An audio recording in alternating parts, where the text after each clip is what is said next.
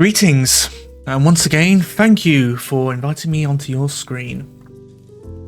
So, today, as I've put in the title, or hopefully I've put in the title, let me just open up this. There we go.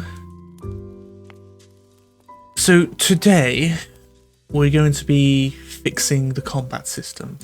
Now, there are 2 bugs that I want to get rid of over this stream, and if there's enough, I might do a third as an encore. So I'm going to open the dungeon, and for some reason these are still showing as modified, even though I'm on the Git. I've added this VS folder to the git ignore, but oh well. That's not one of the bugs that I want to fix, by the way. So, oh, I thought I'd fixed it. What's going on? Oh, right. Huh? No, I was doing some stuff off screen.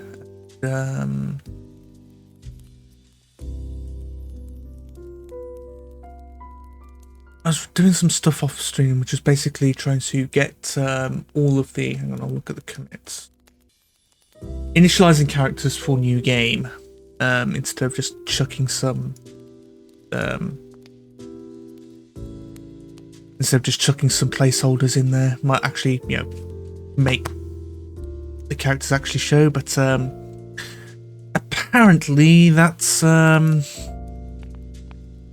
a wobbly. You can see that this is the can't find this one called 6 with plus pupil ID for not found.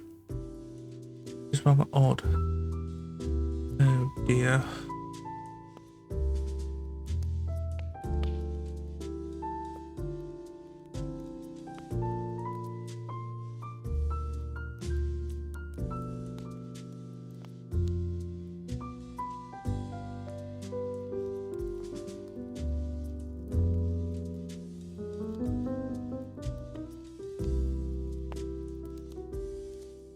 Is it in here, or is it here?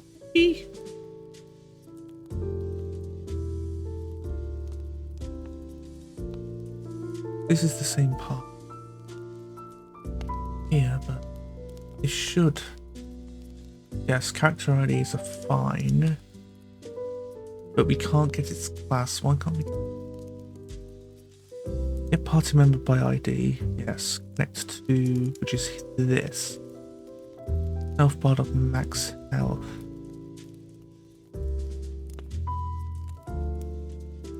But it's the classes haven't been loaded, apparently.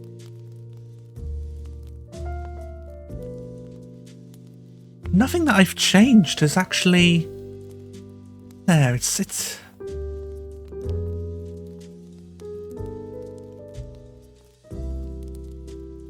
Maybe. Where's combat? Okay, so there are 4 bugs that I want to fix. Who would have thought it? Player party, that's one. Active class ID equals 1. No,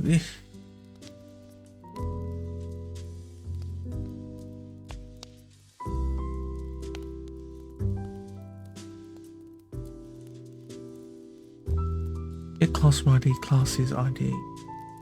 That. NC active class equals get active class type player. No, active class equals character file dot get 64. Oh right, it's loading the characters.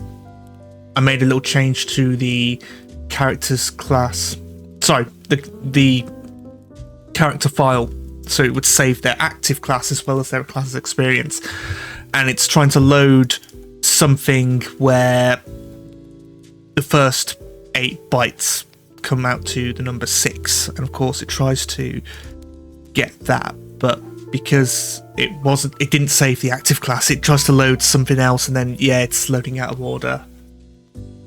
That would explain it. Just trying to think. Yeah, for now profile name would just be an A. Or I could just go profile name AB. Now if I run it again, it should regenerate everything. This new profile though, that's not going to be changed, so if we go into the dungeon, it should generate something else and then go from there. No, it should generate everybody with a level of 1 or 0.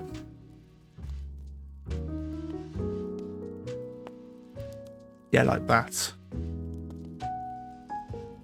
File not found. It uses profiles AB characters.dat. What?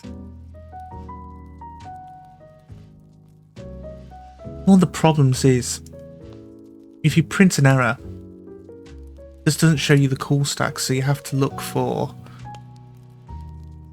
I know it's in this last yes here. Return characters are initialized to level 0 anyways. Well, we don't want that to be the case.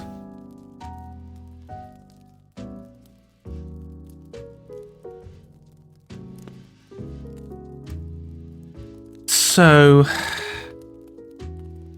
I'm tempted to no, this is a good place to put the initialize for new game, I think. Let's see, load character.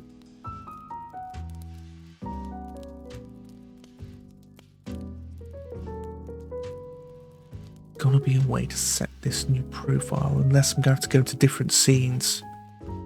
Profile generator check, then sets the profile and then goes from there. This is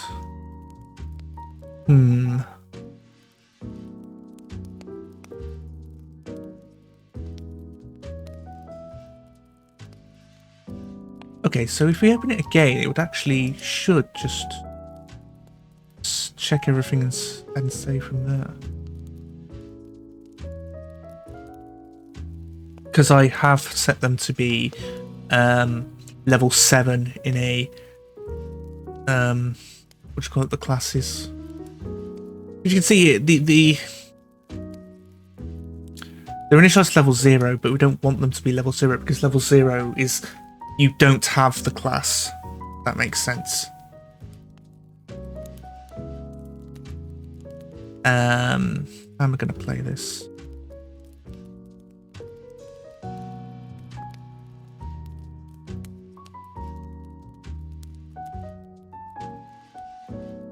There's no profiles on there then.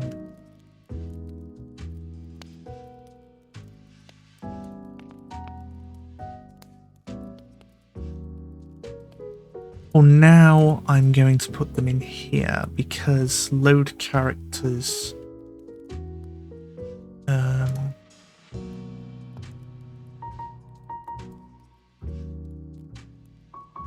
Wait, new profile, yes, generate, yes. So, new profile,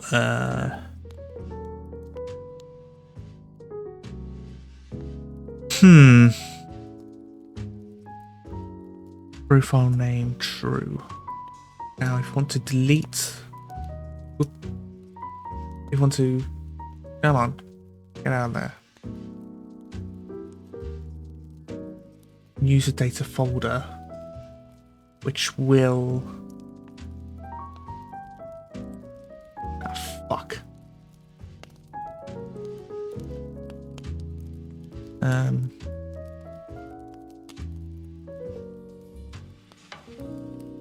Okay, get rid of these. Unfortunately, it just seemed that the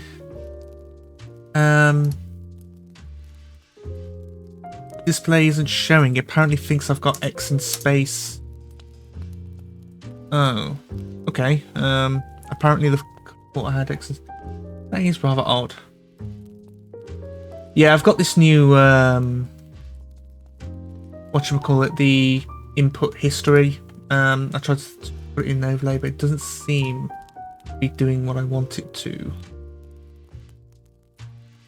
And yeah, it's a browser and you have to go to the O thing, and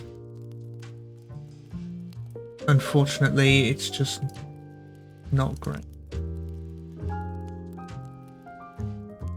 Okay, try that.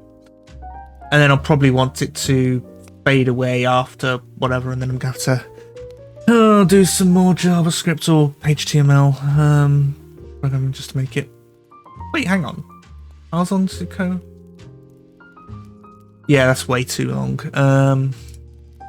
Okay, $5. Nah, I'm kidding. Don't want us nothing to do with the game. Right, so if we do a no profile with a profile name and then return width. So when I... Now that I've deleted everything in the profiles thing, it should show a new profile. And it should...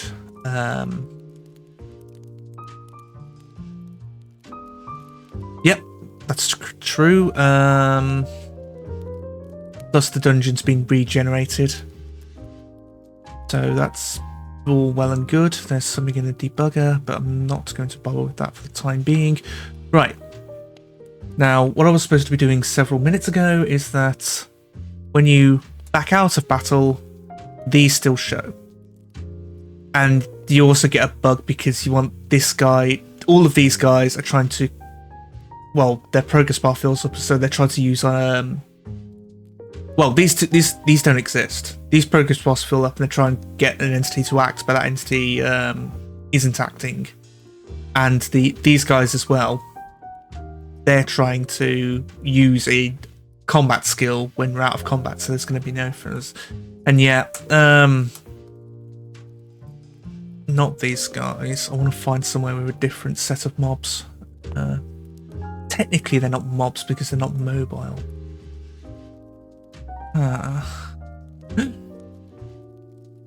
Is it all? Here we go. So you can see here that these watermelons here, they aren't part of the actual party because their progress bar's locked to full, and you can see my debugger blowing up as well.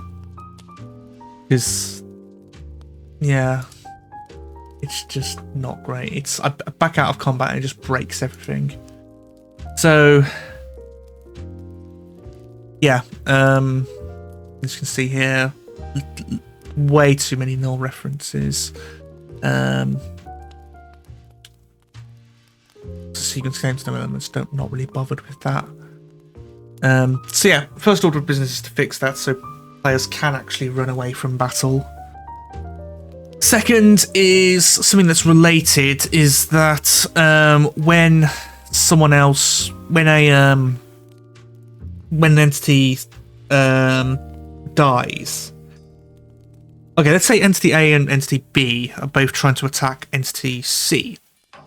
A attacks first and C dies, but B still tries to attack C and it ends up doing nothing. So what I want to do is that when the state of the battle changes, the entity checks to see if it needs to readjust its decision, and if it does, make a new one.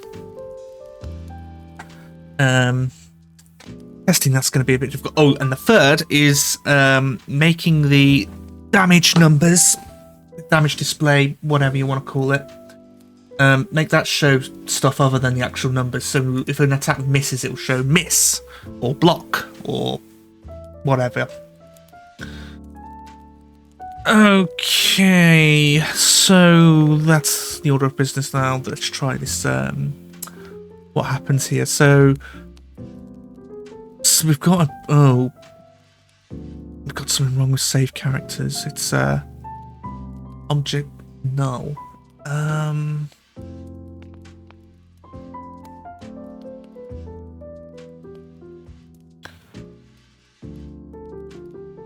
String 64, blah, blah, blah, blah, blah. Player active. So we're getting this, but the active class seems to be null, which shouldn't be happening. Hang on, it's new profile onto here. Save class. The identity that I have class gets set here, but then so you got get active class, which is in the class list. So it seems that we've got a bit of a race condition, maybe?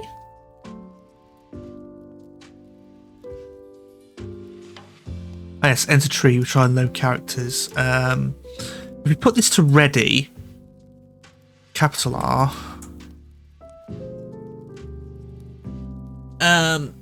Yeah, if we...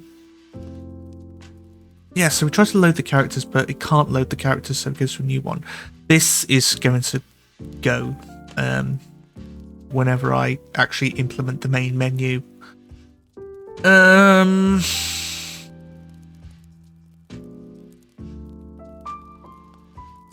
So we're going to run into the same problem because it can't save the thing, or it's going to run out of things. I'm going to have to go into the user data folder again and delete the profile that I've just created because, yeah, I probably should have written something to just generate the new thing generate the new thing regardless.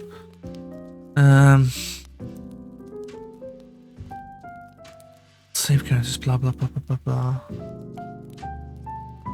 Active class, get ID, and then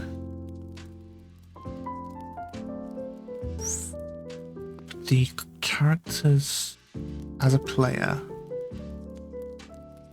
Combat and get player character, but this is hard coded, I think. Not known by name as player entity, yes. So we are getting this. Are we? It shouldn't be returning null. Get party member by name as player entity. Ah, this might be miscasting it. I'm going to change this so it actually, you know, casts instead of that as thing, because this might be returning null.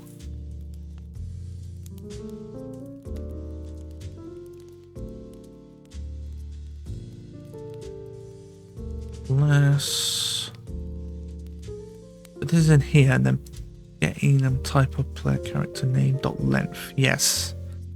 So this should go through every single character in order. Let's get player character.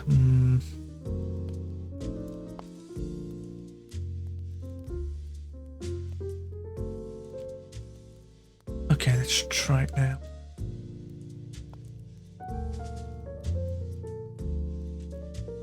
And I realise I am on master. But yeah. How much? Oh.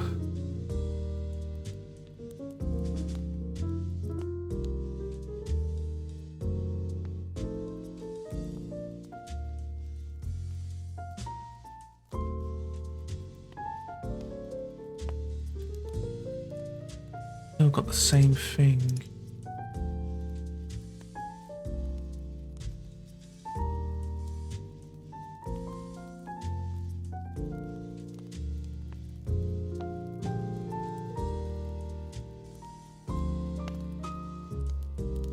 Like the active class isn't, this isn't getting it, or this might be null. The class list. Hang on, let me run this. Dungeon Teason's domain, okay.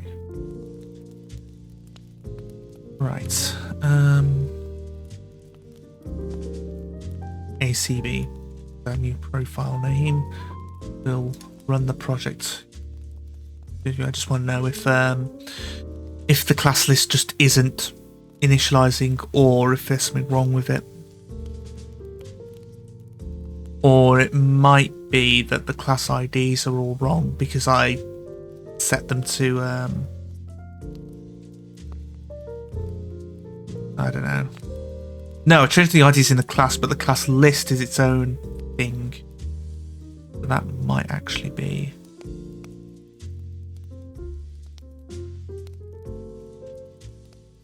Active class is new I, which is yes, that.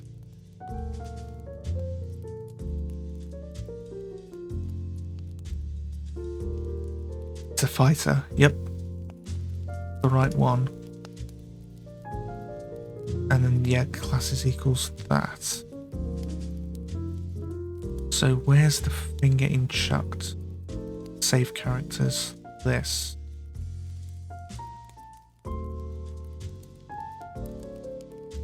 Three, 4, 5, 6. Right. Class ID is 2, yes. Player is this. Axel, yep.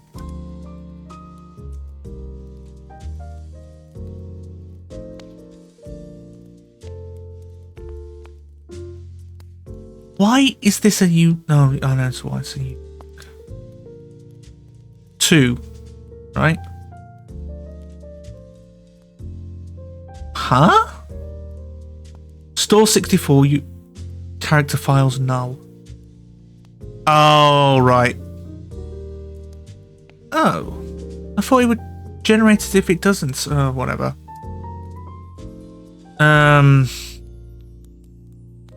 Sure.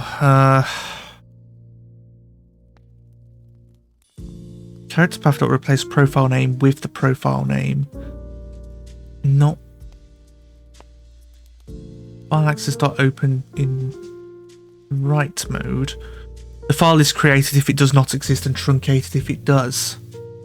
But it's not being because if I open the user data in Godot, it should profiles AB not shown. Profiles AB profile.dat. But character file will be characters.dat. So why is it not being generated? Why is this file not being created? Okay. At least now we know what's causing it, and it's not the character list. It's this character file. It might have something to do with this, and I might have just gotten distracted and it. But I want to check the value of file path. I want to make extremely sure that it's correct. File path. Users profiles ACB characters.dat. User profiles ACB characters.dat. So this is completely fine, but it's not generating. It's not creating the file for some reason. Hang on.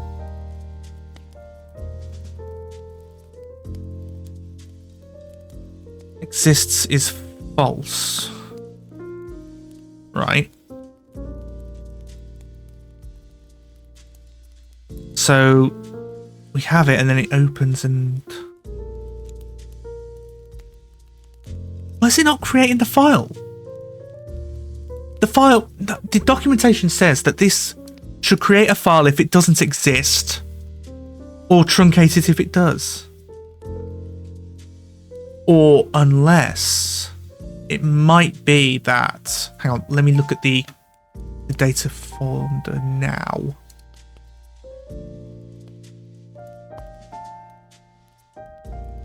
Oh shit. Ah! No, we have AB, but we don't have ACB. What?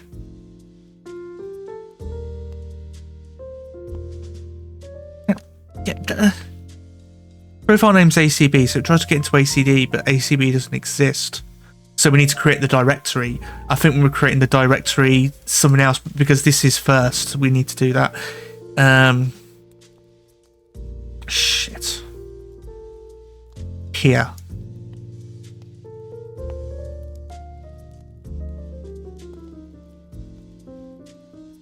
Right, that should fix it.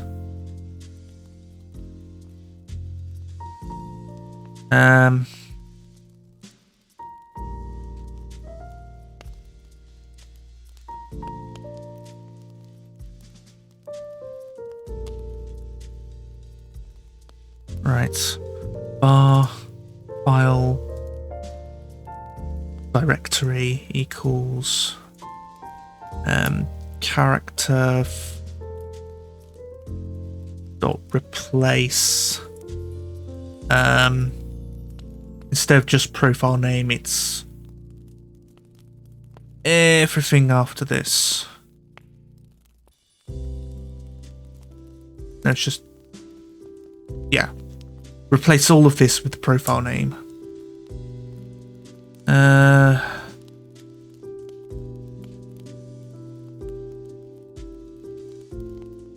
Okay, I didn't put that in the string. Why not? There we go. Replace that with profile name. Right.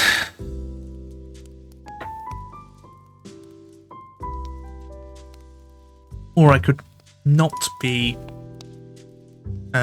silly and do the whole thing. Bar file there is would instead be file path dot replace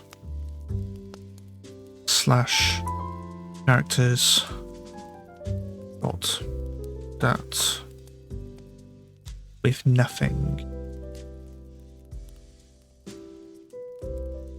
That kind of makes it a bit more tidy because we're not using this twice when we don't need to. So if it doesn't exist and the directory doesn't exist, then make it. Honestly, I think this is a bit redundant. If the file exists, then therefore the directory must exist. So I think we can just get rid of this and make that a bit better. Right. I have use data folder. Right, if I chuck out this AB, even no, it's not. The profile will be ACB, not AB. Oh well. Okay, let's reload.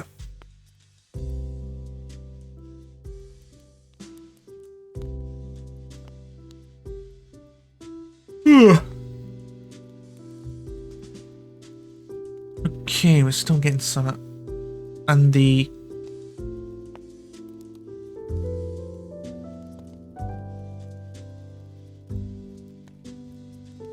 I'm guessing it's because it's when it initializes, it gets the what do you call it, the initial thing that you get at level 0, but I want it to get it, and then yeah, it just sort of levels up without filling up at the same time. What is this bug? What is this error? Oh, I don't know, but it's the same bloody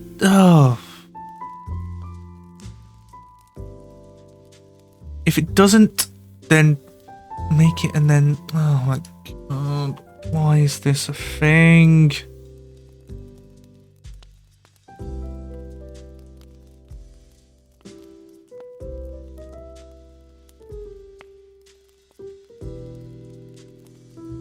Right.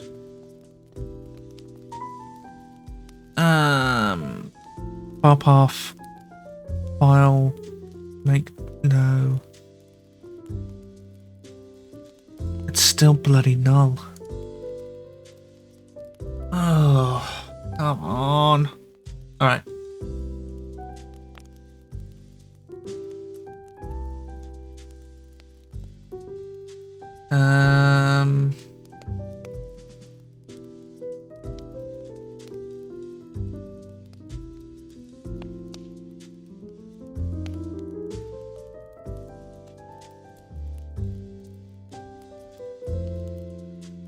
No.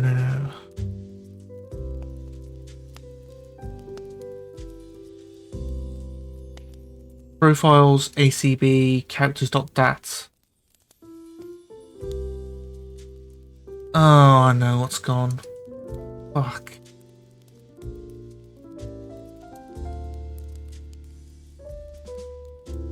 This is what's wrong. Ah, oh, fuck me dead. I tried to be clever by using this and I just ended up screwing myself over. Oh well, okay, let's try it. Hopefully it'll work.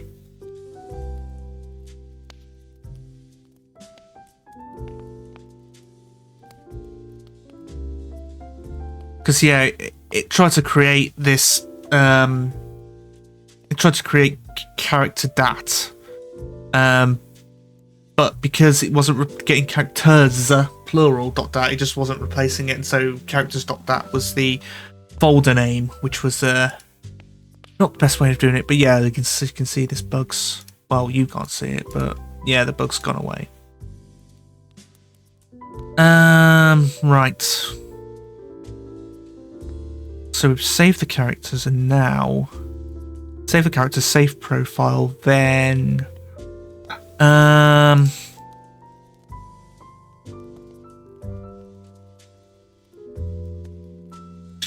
combat.reset player party. Just make some full heal. Yeah, that'd be fine.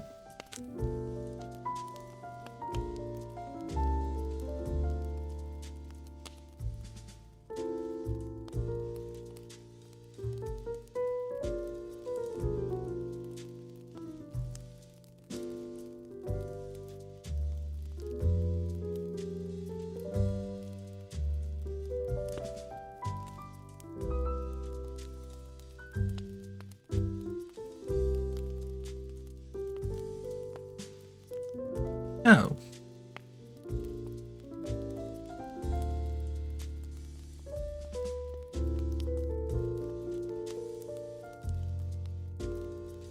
Okay, hang on. Go up.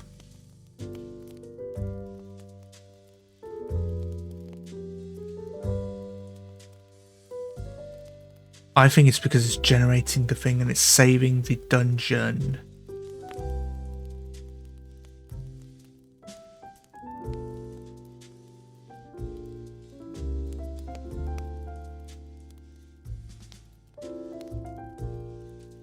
Right.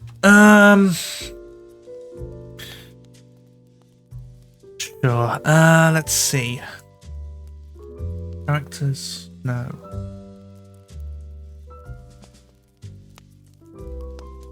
This just isn't being... Well, it is being called, but... Wait, no. We have it here, and then on load, you want to reset it. Because these are only going to be called at the start and end of the games, so... Yeah.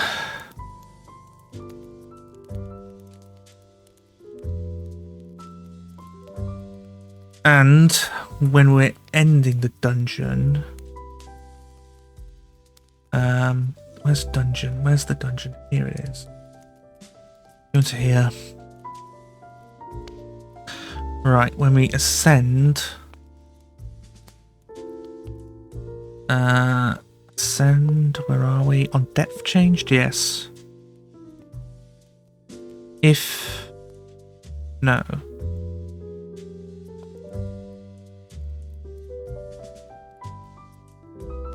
No, for on depth. Hang on.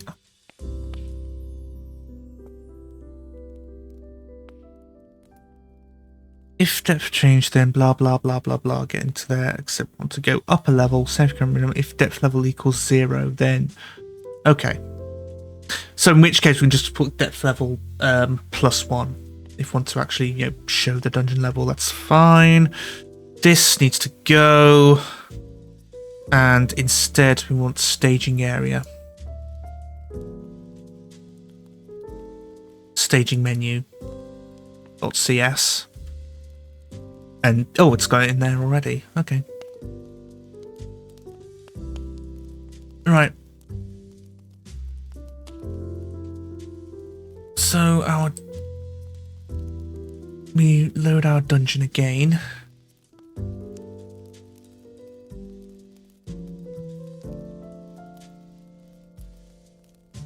And everyone's at full health. Go back into the depths. These bars are full, which means I need to rejig them. Also, when I'm loading... Oh, here we go. These aren't... Oh, these things aren't updating, though, for some reason.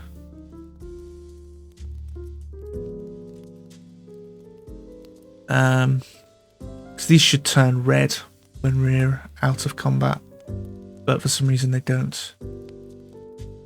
Also, I have a fix to this mini-mapping bug. So that's 5 things we need to fix. Yeah, it for some reason it thinks we're out of combat, but we're not. As you can see, the attack and defend are grayed out, and I can't get any of the skills.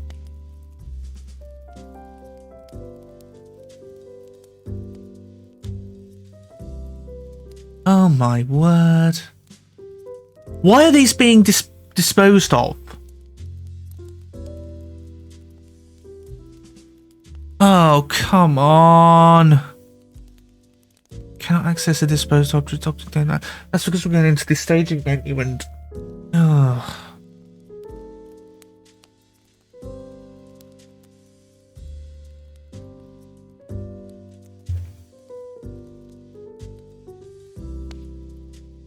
Godot signal callbacks will be on there, but the allied displays are set up in combat, which is where in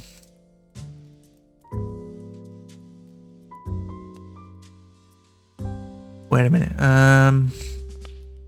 Yes, this is the offending. Because it's getting our party. Oh, but then the player party's here, and then the player party would be this. No, it's player party display. Player party would be in combat, but this is the player party combat. Look, it's from there. Entities are all the same. Then on entity active state changed, which is this, emits the signal. But no, these are fine because the entities aren't gotten rid of. It's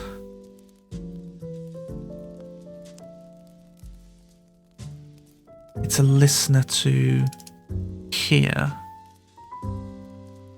If party members displays, then ready on there. Combat install on what's on start on combat end.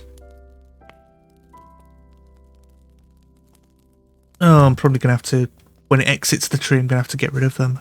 I'm guessing. Public override. Override. Exit tree.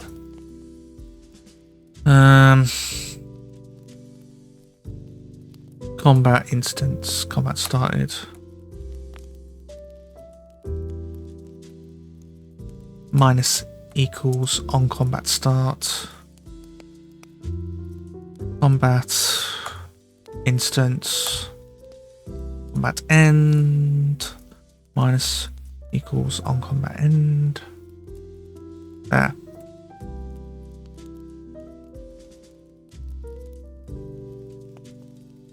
Right.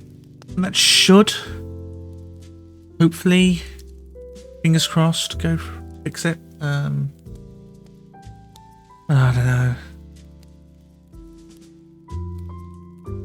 Yeah, it handles the callbacks from the script manager or whatever, signal callbacks from there. And then it, gets rid of them.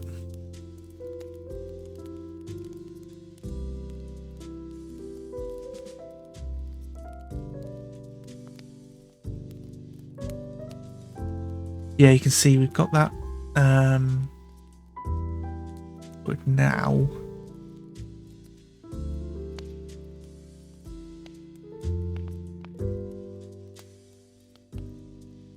Oh, everyone's leveled up. Well, some people haven't. It's rather odd, actually. What? Oh.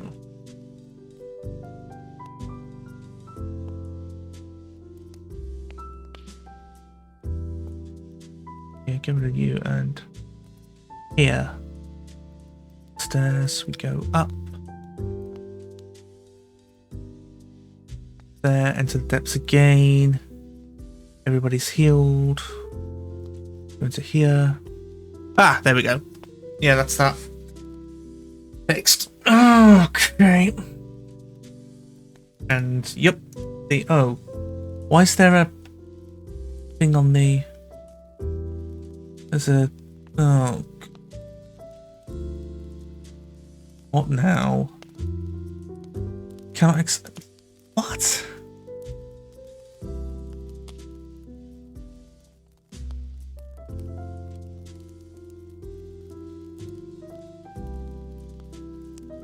Oh. I'm gonna have to do the same thing here. Because this targeting line gets these targeting lines range. What? Allied entity display on player EXP changed onto there. Oh. I thought I got rid of everything.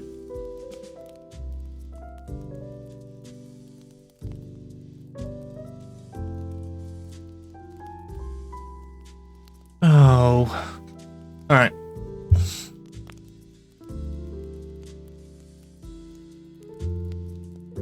This needs to be called, but it's not being called. Timescale change plus equals that. Except the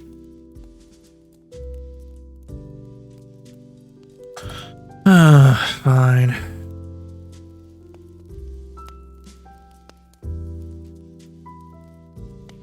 Private void on time scale change low double new time scale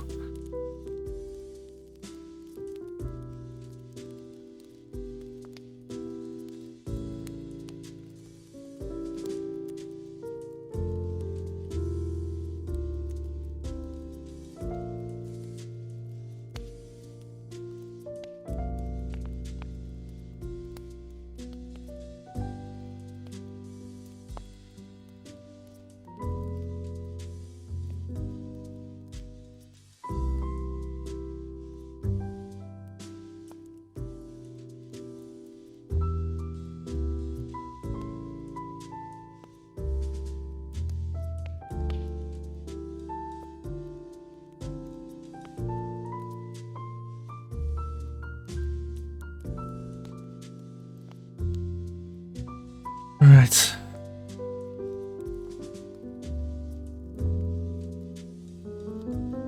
What else is there?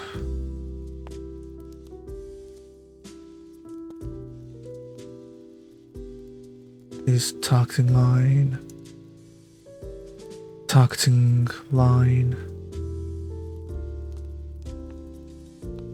Progress bar. Here. On player EXP changed. Which is the connect to on there and then. Ah. No, it's a. Why is this still connected?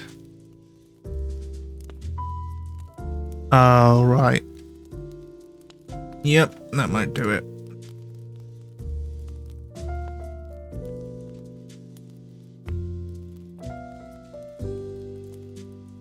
Okay, fine.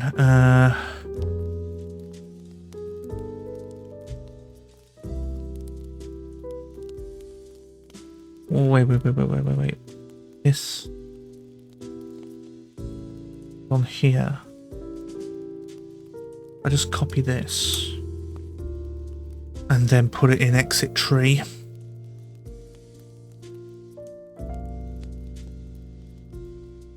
There we go.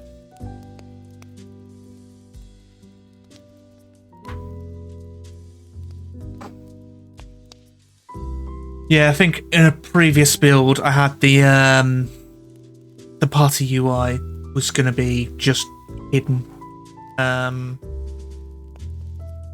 yeah, it ended up like that, but this keystrokes thing is really pissing me off.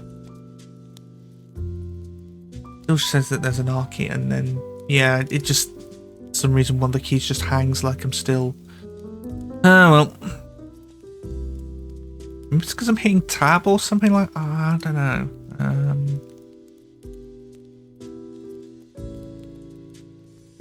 We also shouldn't show mouse wheel scrolling because you can see that. Right, Godot progress bar. Okay.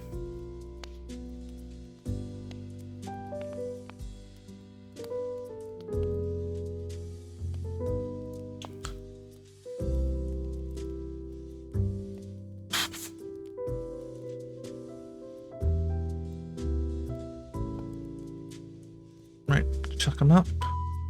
Go back in.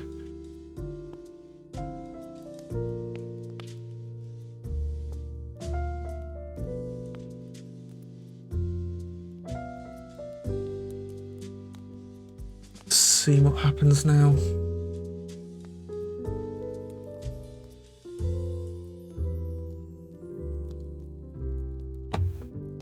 There's nothing being chucked.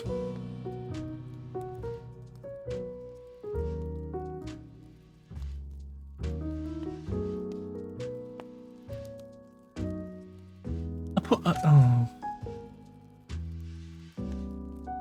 I'm guessing the. Well, I'm going to have to take another look at that. If you press the U key to go up, and it should make you go up, but it doesn't for some reason.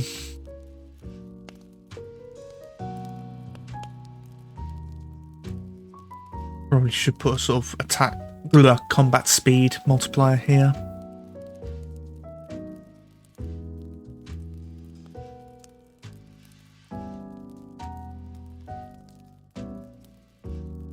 These do nothing. Probably have that one to show the status UI. Okay. Scene transitions needs to stop clogging the output console.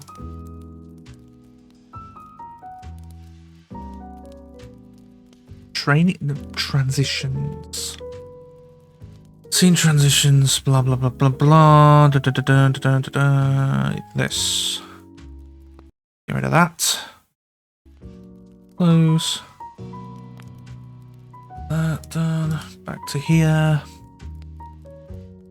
Right, now finally we can probably have a look at running away.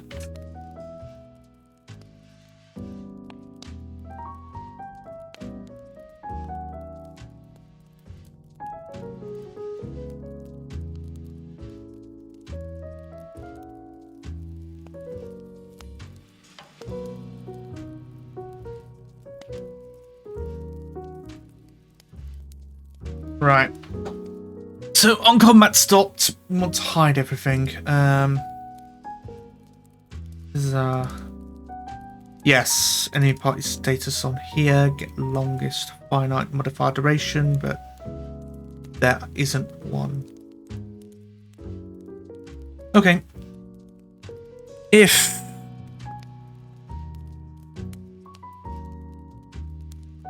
entity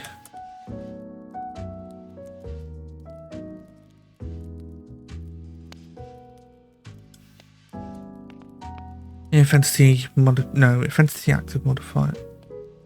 If entity active modifiers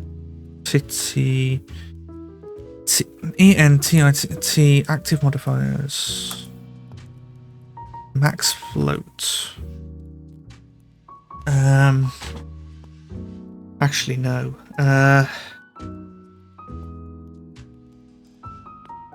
Bar modifier remaining times equals this.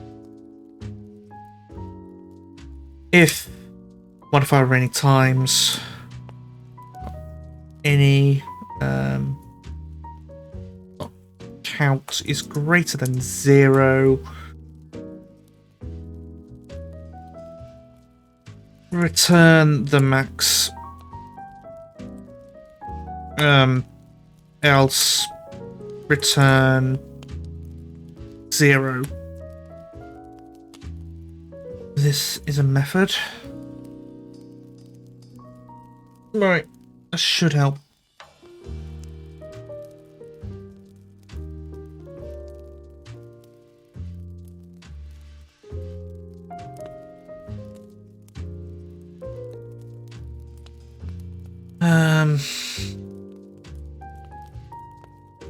Sure.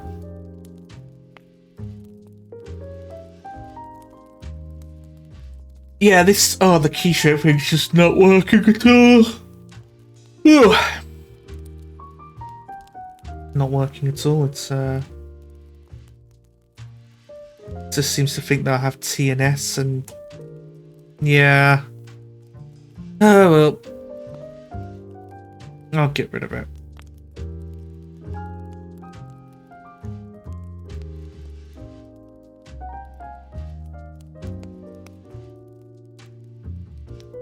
Right, so we save the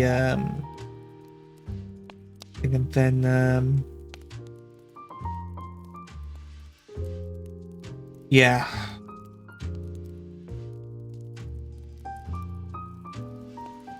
Go back in. Yeah, that's what's causing everything to blow up.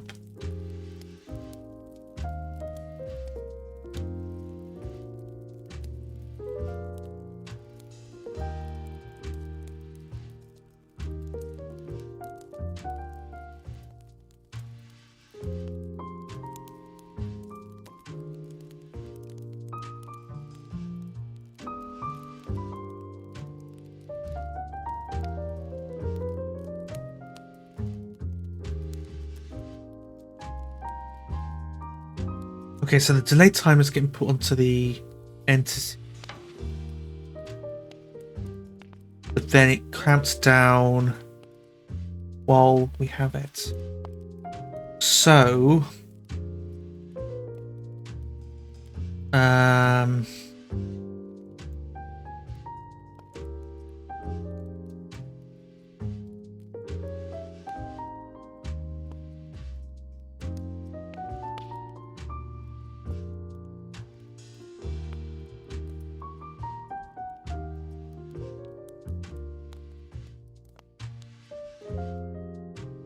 if next action is not null and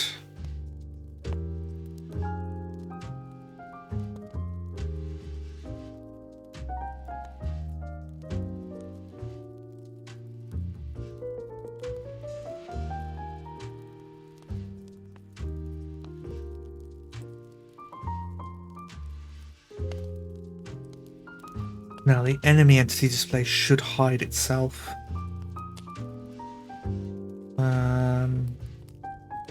As well. Is combat party, please. Should these enemy squads displays? These should wipe themselves. Yeah, these should wipe themselves when the combat ends.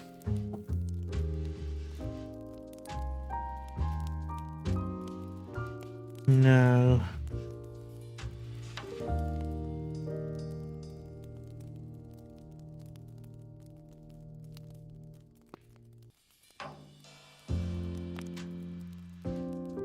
There's a hide squad, right?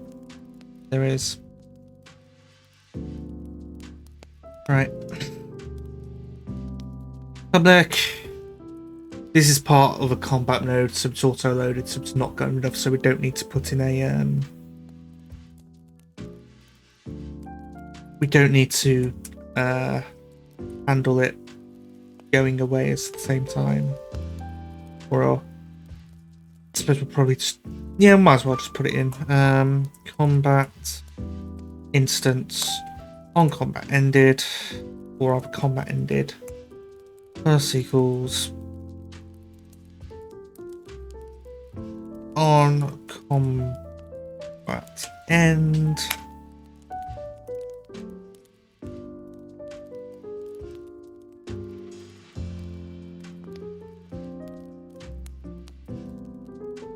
Hide squad.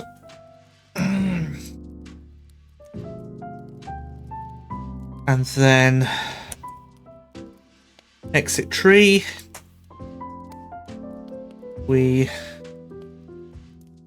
take this and put the plus to a minus, just in case I make this not an auto load later on.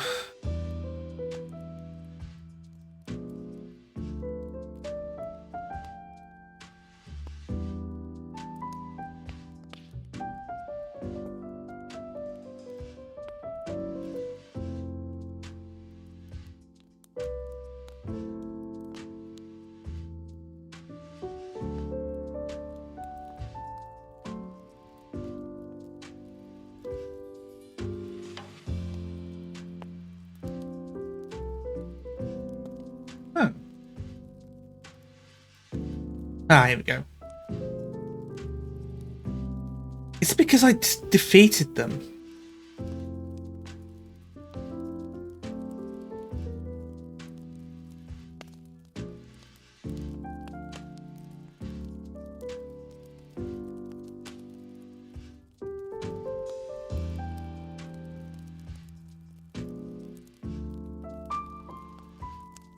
Three, two, one.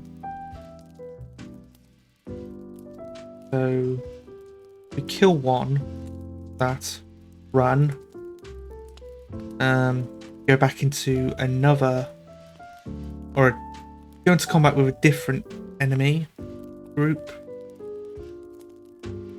These guys.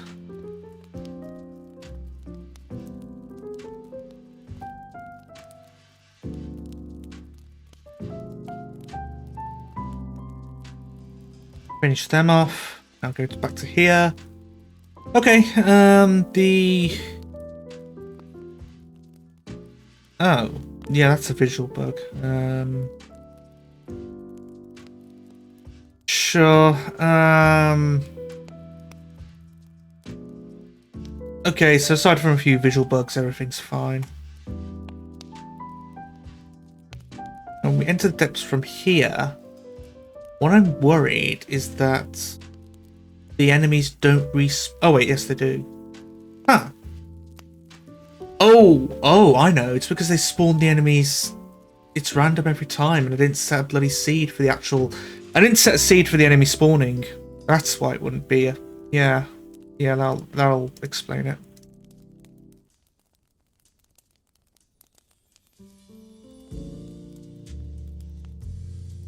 Right.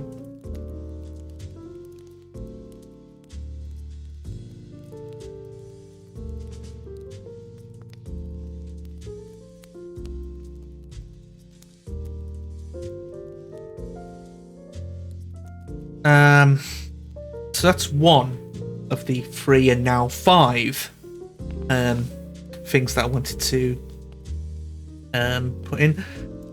This simulate passage, I'm not entirely sure what's going on here. It's it should go into like 0.9 of a second, but all I've been doing is just attacking. So there shouldn't be anything put on there. So yeah, I'm not sure really. Plus I went full ham on that thing and then went out for more than a minute, but for some reason it just seems to simulate a passage of 0.8 seconds. 3 times as well, which is, yes, that's 3 entities 3 times, yes. That's expected.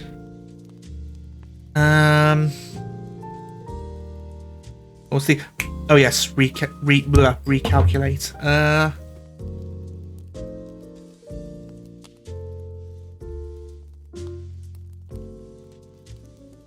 trying to think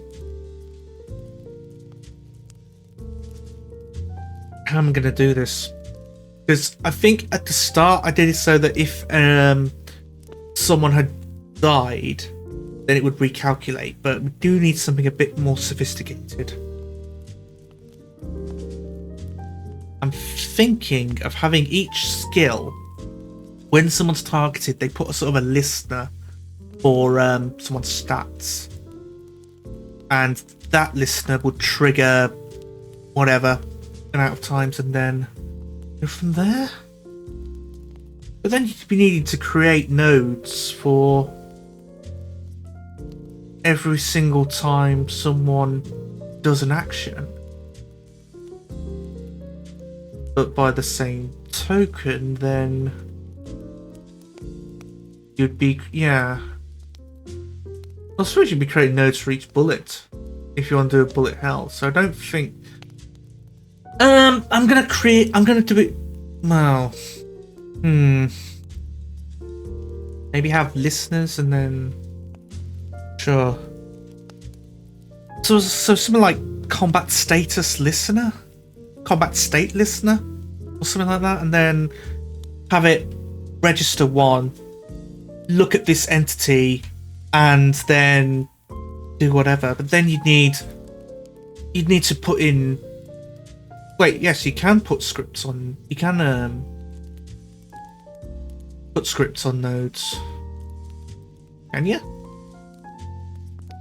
Yeah, you can. And then they'd act. Yeah.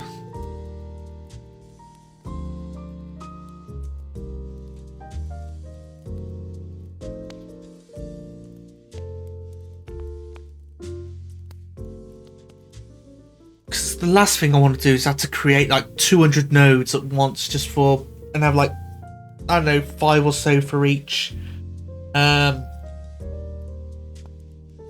separate type of listener. Ideally, you can, because in that case, you might as well just create them on the fly, and then add them to the pool.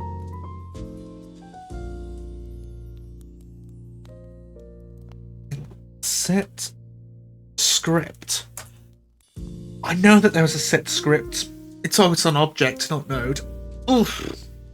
Well, yeah, that makes sense because you can have resources as script as well. This is creepy. Oh, excuse me. Attach a script to the object and instantiates it. Oh, okay. Instance is detached and the properties and balances built-in property balances. I'm probably gonna leave that be, to be honest. Yeah, instantiating stuff's just asking for trouble, especially if you don't intend to. Right. Skills, not UI battle, it's combat. Behaviors, entities, no. We'll just be into entities or not. Yeah, actually we'll just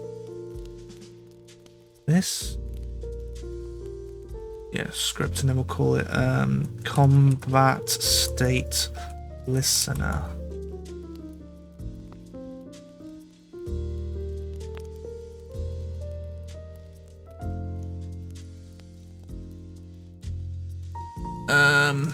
This will be abstract.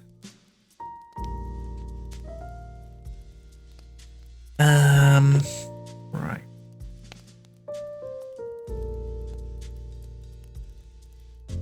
So a skill would have to create a combat state listener that attaches to the target.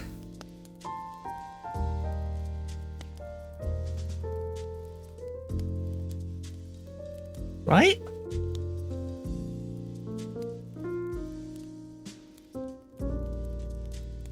Yes, you attach a combat state listener to the target, and then you check if it's available or not, and then, or if it's afflicted with a certain thing, and then gain modifier, and then check if the modifier is poison, then don't, or if the sure, combat state listener, and then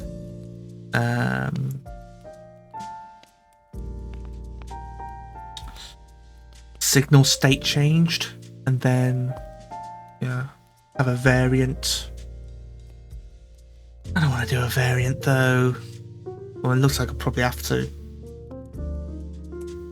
Signal.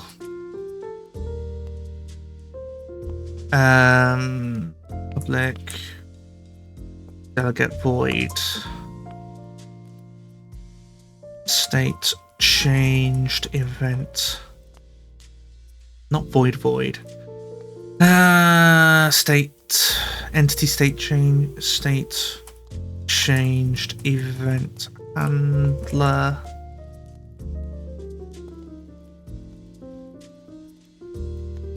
Variant. New state.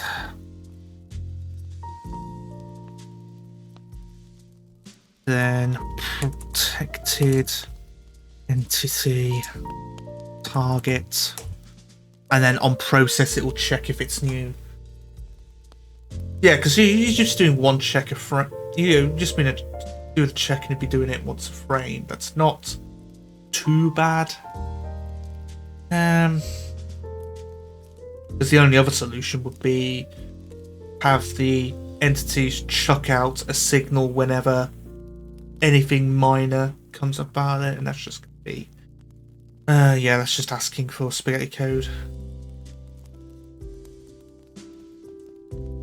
Yeah, it'd be better if we just have combat state listeners and check from there.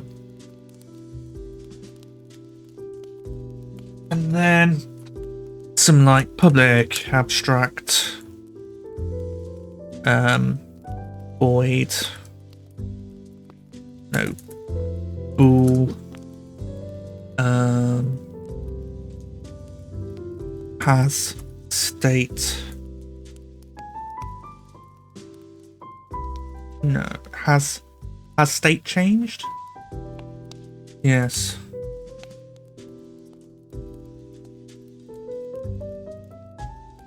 And then if it has, then emit the signal.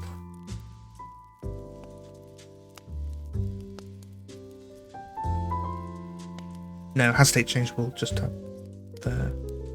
So then it would be override process.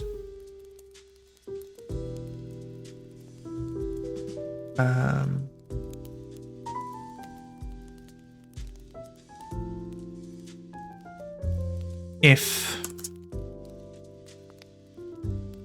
has state changed,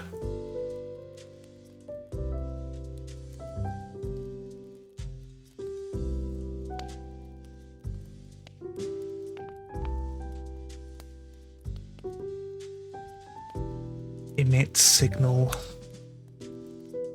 of signal name. State changed, and then get target state. No, just get state.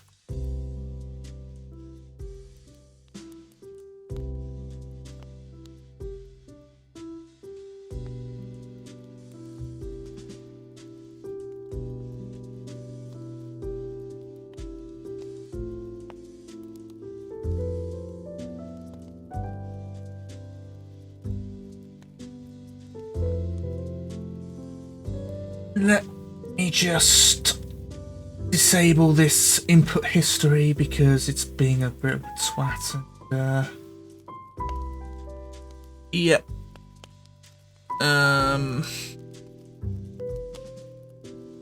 Go back to Twitch's stream. Twitch. Oh yeah. There we go.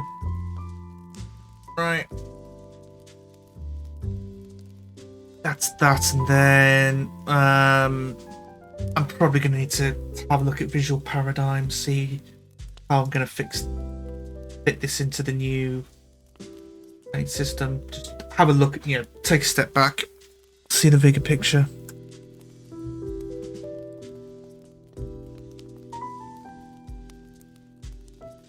Wait for it to load.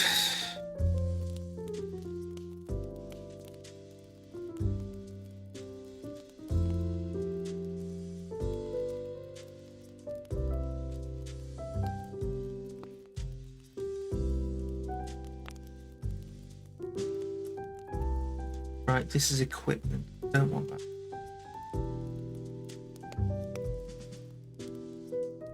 Back to... Right, so when we use skill on an... like that, it'll get modified stat. Then... This is old, by the way. Skill has a use on rather than... So, I think in skill, it's going to have... How does skill work again? Go back to Godot. Skill.cs. Here we are. I'm fairly sure skill has an ES? Ah, here we go. Yeah, use on entity primary target entity caster. So, here... No, this is when we actually want to apply the effects of the skill. When we're trying it, we're going to need to and target. It's going to be here. It's got to be here. Chosen if the return target is enemy display and oh no. Then get next skill. What about that? That's going to be in the behavior, isn't it? Energy. Energy. Get next action. Set next action. Here we go. Behavior item. Get behavior. Set next action onto here, which is the skill entity target. Sure. Then from here. Oh. Something like action.set. So we have we'll have the operation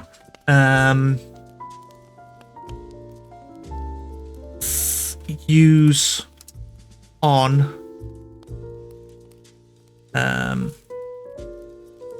target entity caster, which is also an entity.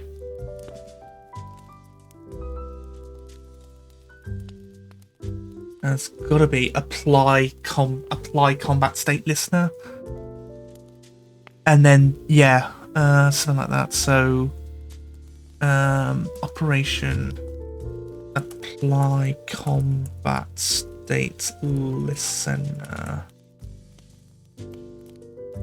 target entity. But should this be in skill? Yes, it should, because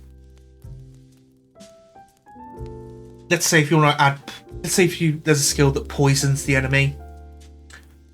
You don't want to use it on an enemy that's already poisoned or enemy that's already dead. However, if you're doing a bog standard damage, then you'd want to, you want to do it anyway. So the type of combat state listener is going to be driven by the skill, I think.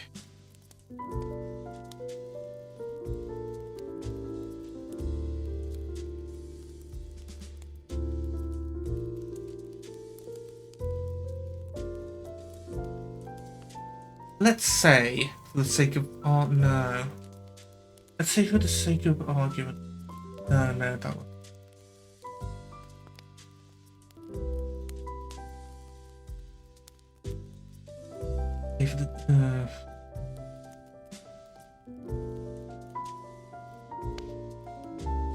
say that an entity wants to act, and it says, okay, I want to attack the enemy. Basic attack. Because the enemy is already poisoned. However, before the bar fills, the enemy becomes unpoisoned. So, you'd want to... In that case, it should be in the behavior. It should be in the behavior, not the actual skill.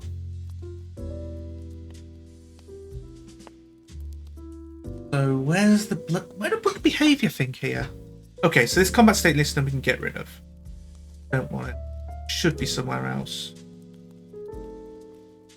Skills? In here? Entity modifier, apply trigger modifier. No, that's not it. That bloody hell, that is old. Combat, is it? Behavior hierarchy, here we go. So we get the behavior hierarchy item like that, and yeah, these are all is whatever. Combat entity goes into combat entity. This is, oh bloody hell, this is old. Play character and play character, like fuck me dead, this is an old diagram.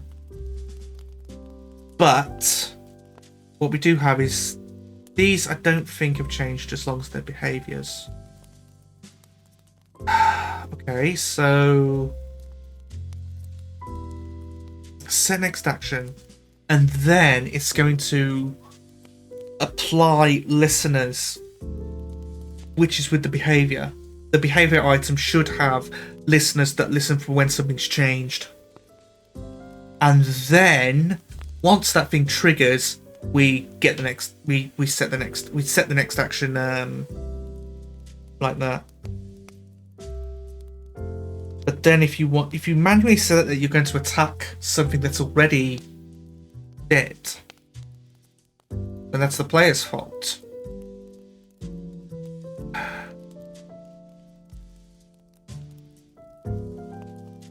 Yeah, it's gonna be in here. This. Can I actually take a look at it, please? Thank you. Right, so this is going to have a third field,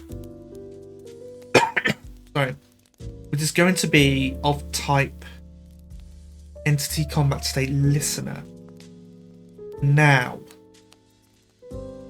the problem is that entity combat state listeners are going to be nodes because they have to be they have to go through process, which means that the combat state listener template or listener state combat factory or whatever.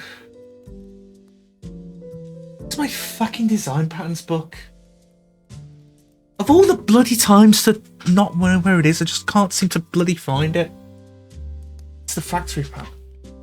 You get a template for the whole thing, and then once the behavior's been set, we then have that. Oh, that's the bloody factory pattern work.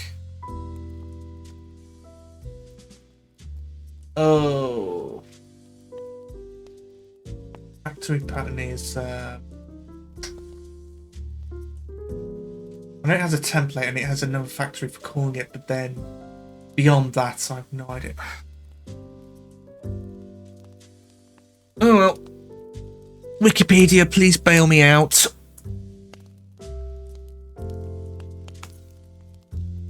Factory method pattern. Creational pattern that uses factory method to deal with the program creator pattern without having to specify the exact class of the object that will be created. We are? By the way, this is the book I'm talking about. Yeah, it's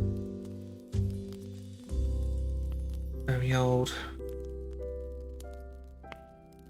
Prototype? No. Abstract factory? Create families of related objects without imposing their concrete classes. I don't think that's it. Builder? Construction and representation builder pattern, is it?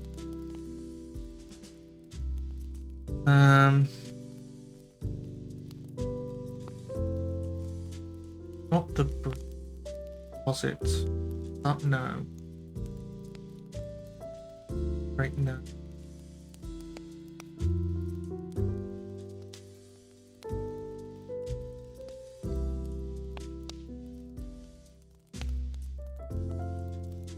What's this memory? Blah blah blah blah blah blah. Hash. Gosh, that's a flight factory. Passenger. One operation gets it there and there.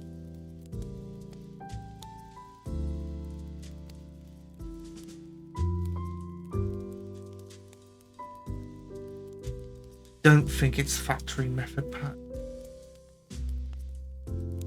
Factory pulls the factory method which goes into there and creates this.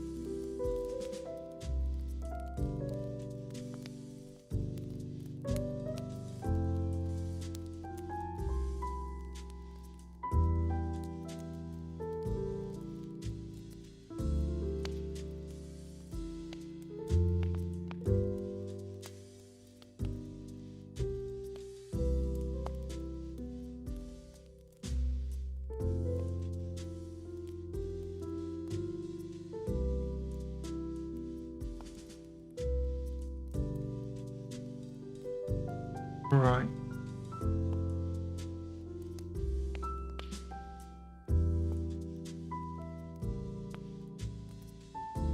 No, this fly pattern is just, it's just object pooling, to be honest. Builder? No. Wait. Create different representation of complex objects. How can I simplify blah blah blah blah. Concrete builder must be created for each type of product. Not what I want. Build part A, part B. A creates product in. To build part A. Gives it complex object which says it. No, that's not what I want. No.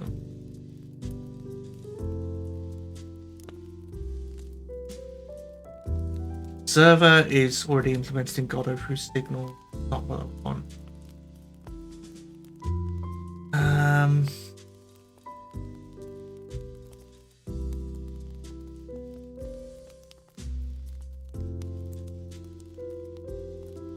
No, command isn't it?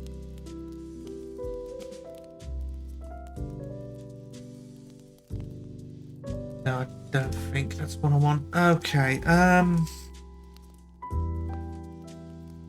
valid targets equals get that, and then the requirement there's got to be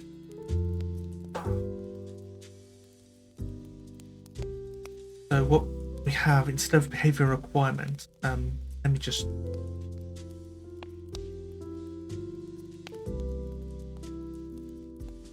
if I added something like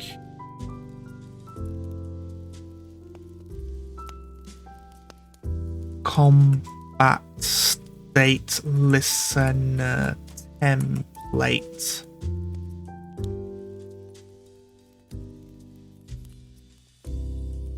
Wait, would it be a builder? Then you combat listener state factory. No, because the factory is just going. No, the factory would be separate classes for each one, right?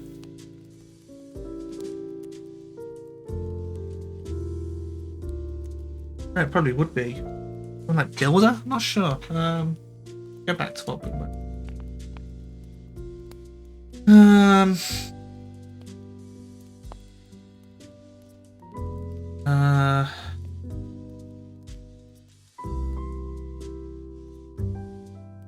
Yeah, something like this. Build part A, product A, product B. That assembles it to that into this complex object like that. Doesn't create and assemble the products of A1 and B1. Instead, they refer to builder. Makes the direct. So the combat state listener template would be our builder in this case.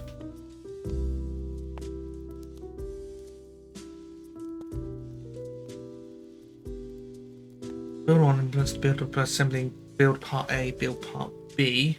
Runtime interactions. So build part A, yeah, which is here. And we build, which gives us a new product A1. This gives us template, which gives other A1, B1, build one, build part A, which creates and assembles. Build part B, which assembles B. Okay, so what's the end result? Concrete builder goes to there. Build part, which is a builder, and the director onto here. Not that. Builder, which has it. Oh, okay. So the template would be a builder. And then this would build the part, get the result, which is the product, and then. Yeah. There's the. Invite guild director, which is a nice bicycle builder. Where this get result, color, height. GT builder would return that.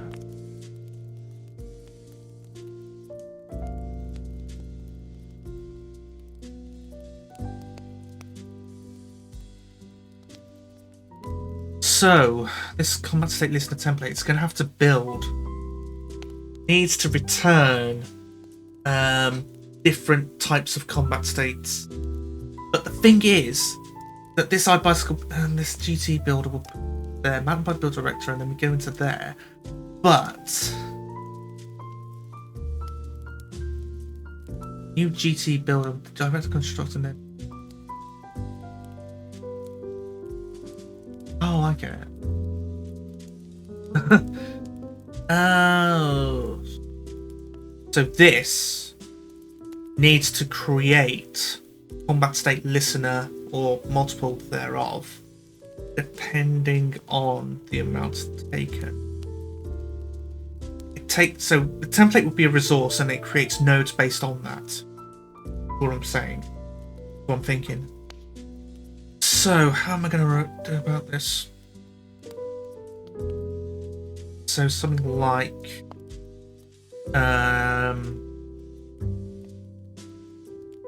bring in another class here. Can we zoom in? Yeah, okay. No, come. Oh, I can't even bloody. Oh, here we go. What are you talking? Oh, fuck me dead. Okay. Class. The one that class will be combat state.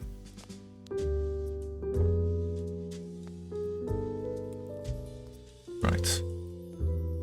We'll state E. We'll put this on that. Drag all these and boop, and then boop, and then boop, and then right. So something like this. Oop, no. Don't select those.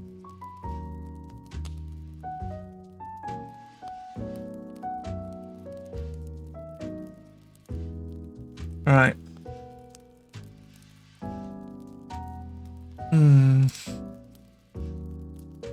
Needs to work. No.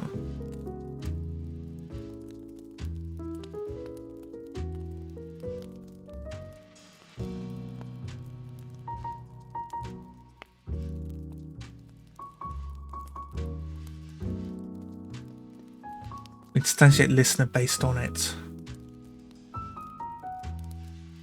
So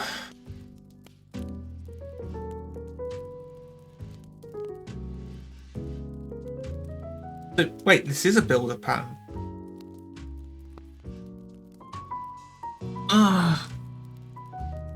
I combat state states listen.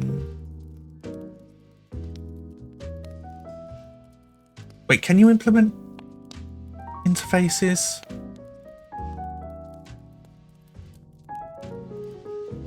This.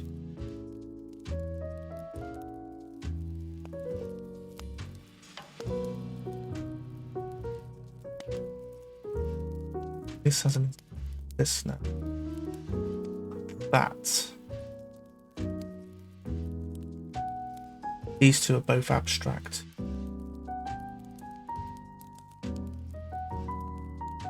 Right.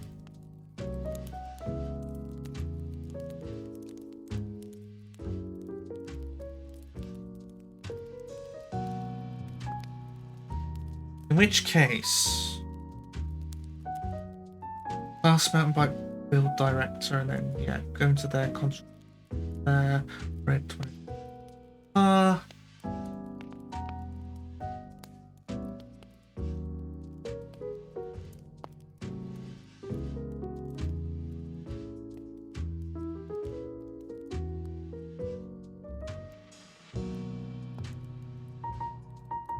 Director controls the stepwise creation of product and return. No, because then the behavior hierarchy item will be acting as the director in this case. So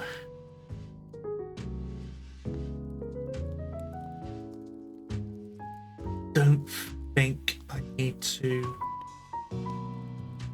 Don't think this interface is necessary.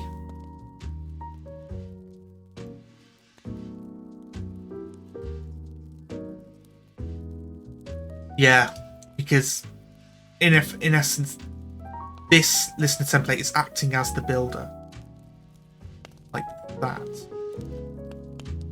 and then it would create, instantiates a listener, and also should return.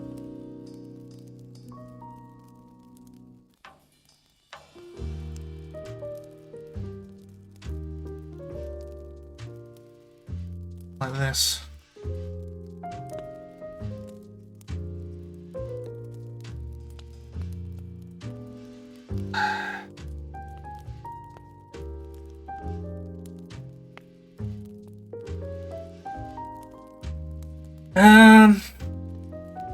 I'm gonna think this over for a tea break. Yeah, it's a bit of a toughie. Yeah, I'll get a cuppa, and if I come back and it's still, if I come back and I haven't got anything ridiculously, glaringly wrong over it, then yeah, I'll go for it.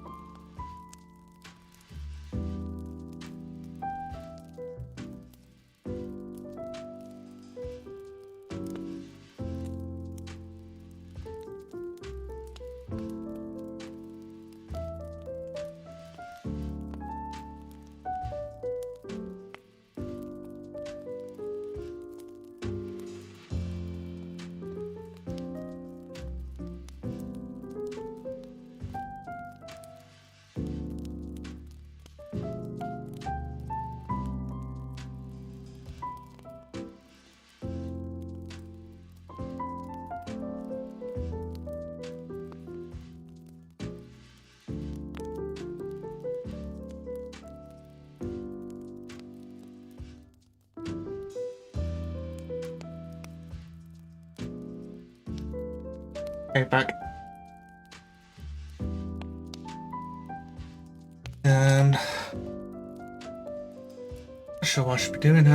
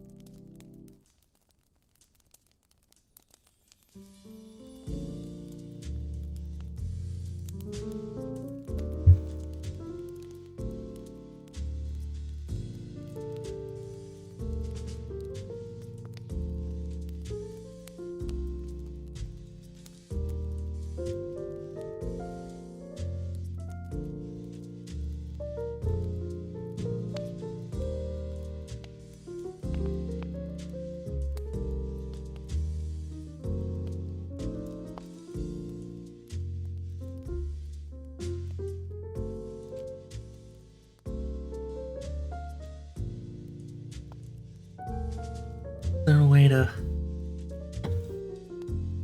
like modify it unspecified? No, not an array.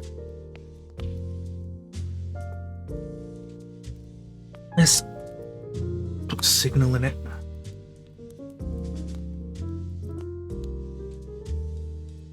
Then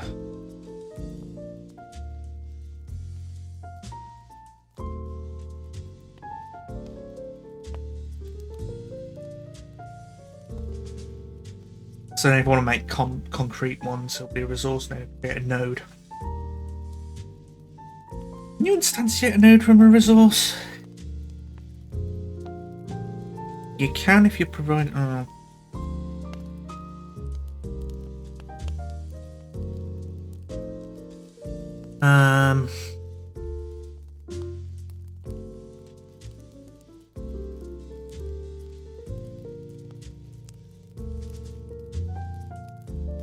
Yeah, you can just do that.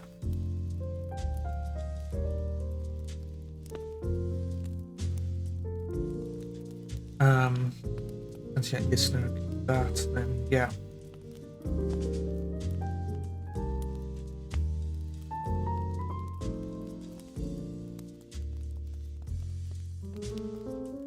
Only problem is if you're doing an AOE, if one part of the squad dies, then you still want to do the AOE.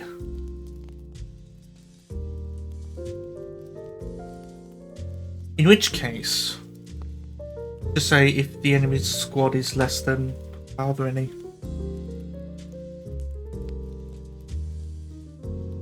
Yeah. Okay, we'll save this, put this to one side. Back to normal zoom. Right.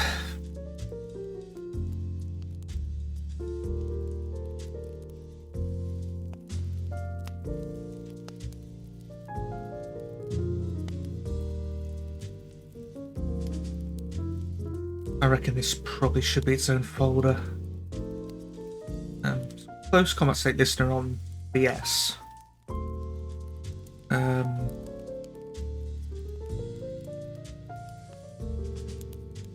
State listeners.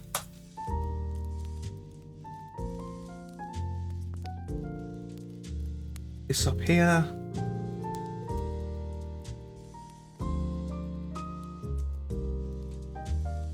That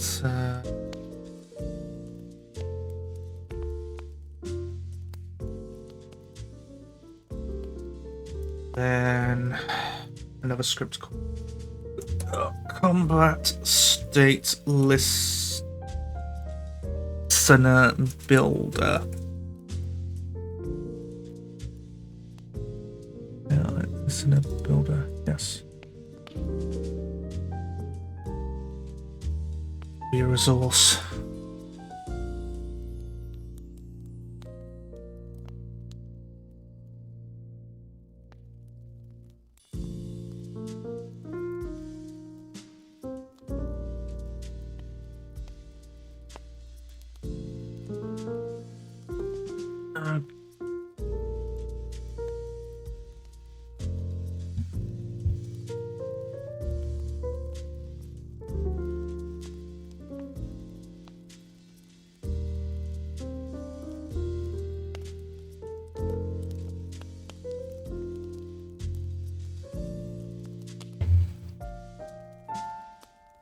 Right.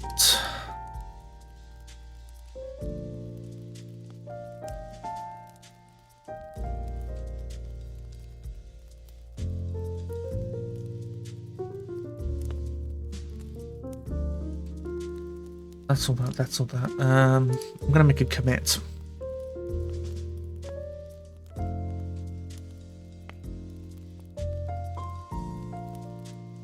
Next. Enemy party still showing on Lee.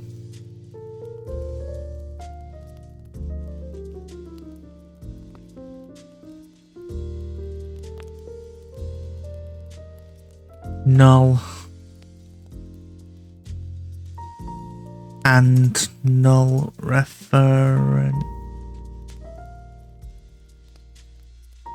on re-entering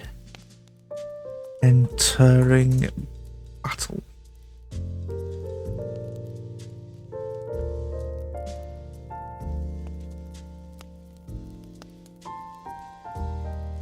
Commit that.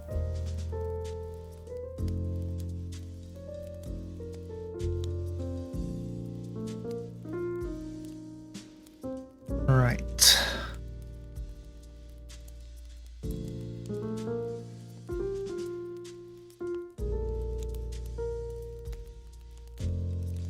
So we'll have something like, yeah.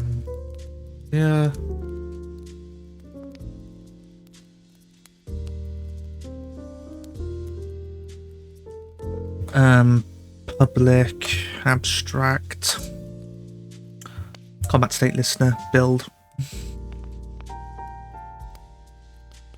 Instantiate listen.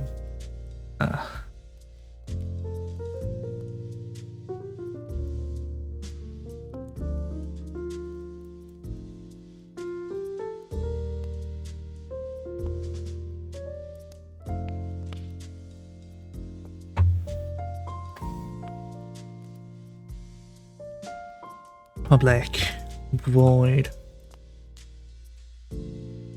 virtual void listen to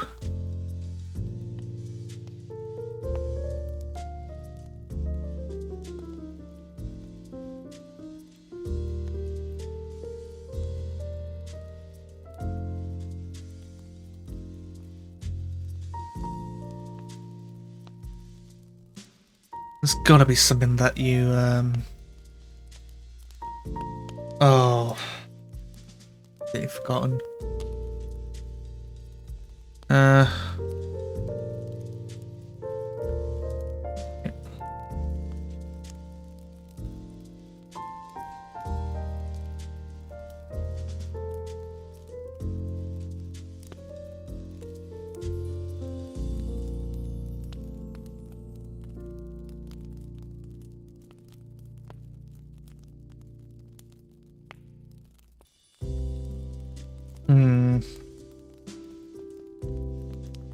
Are these states necessary?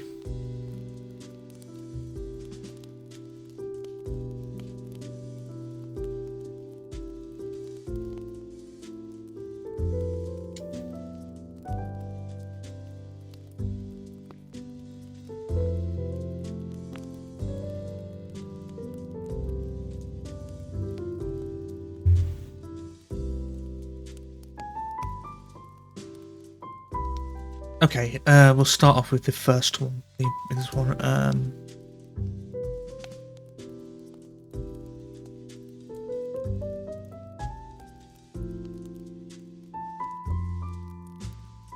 is a live state listener builder, and it will inherit from combat state listener builder. Oh.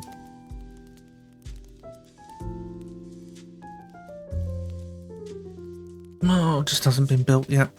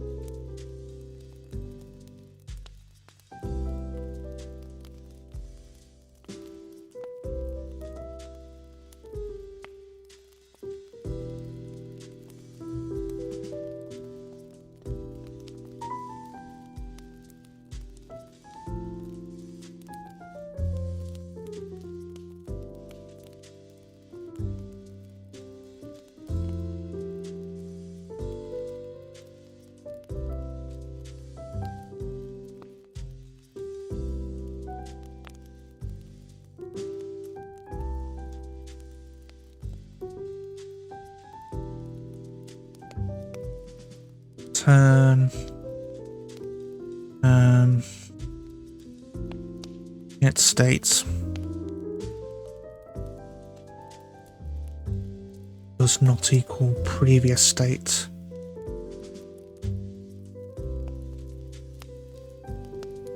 Or rather, hang on. Bar changed equals that. It stated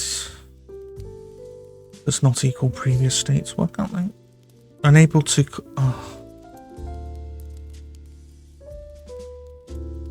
Dot equals.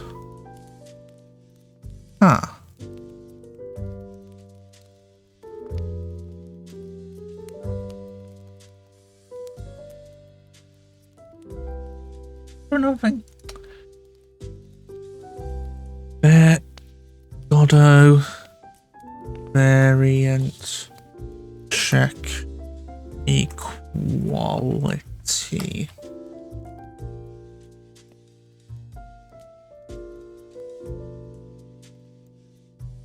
Oh, C#.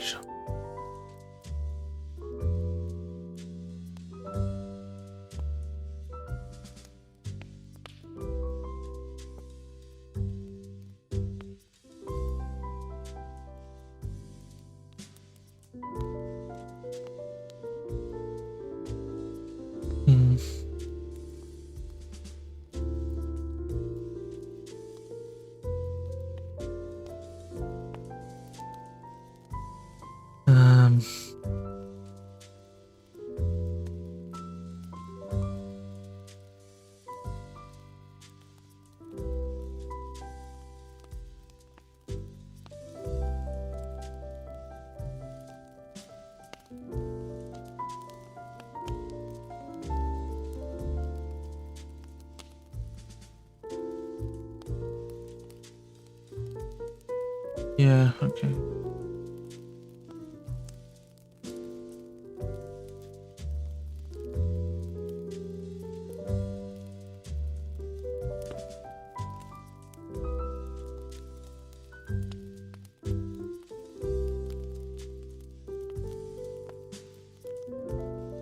Oh.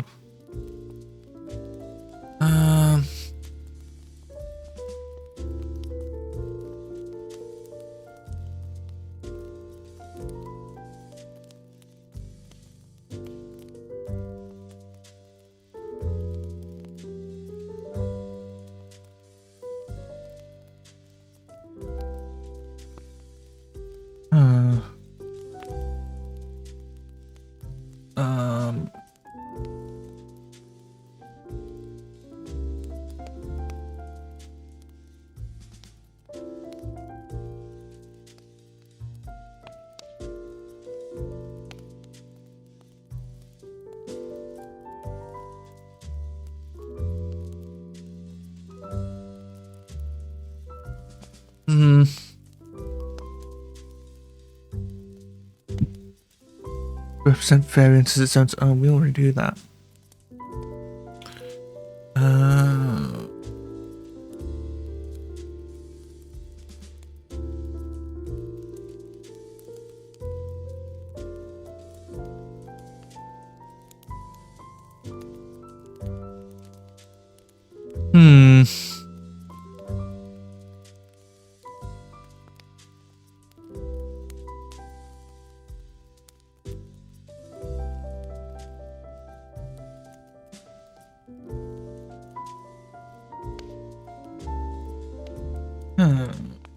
Variant class.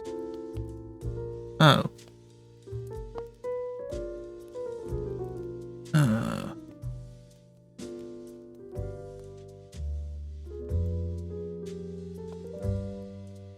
Blah blah. When it represents direct value C# can be found any compatible typing directly, but converting requires an explicit cast type of function returns the.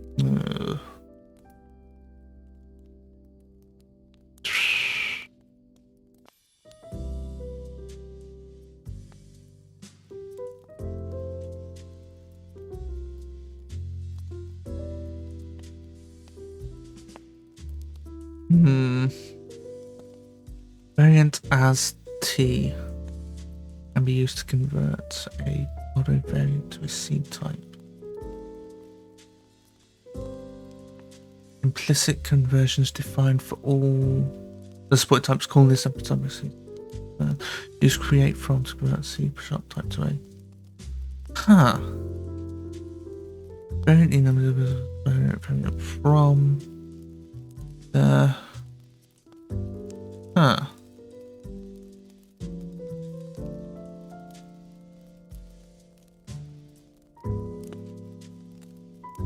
Right.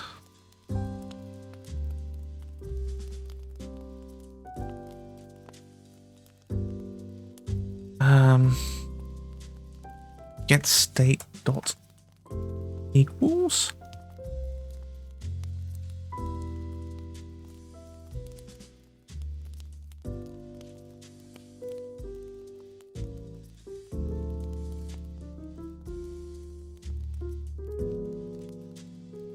Is this value type? Oh, it's system value type. Oh.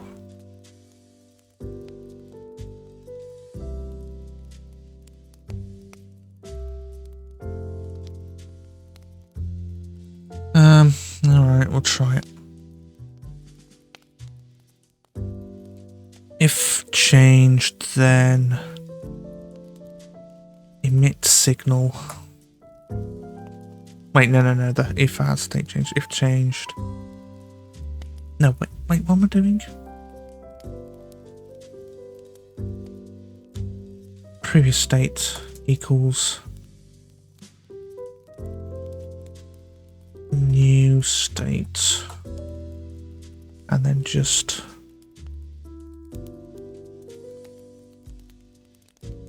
new state. Yep.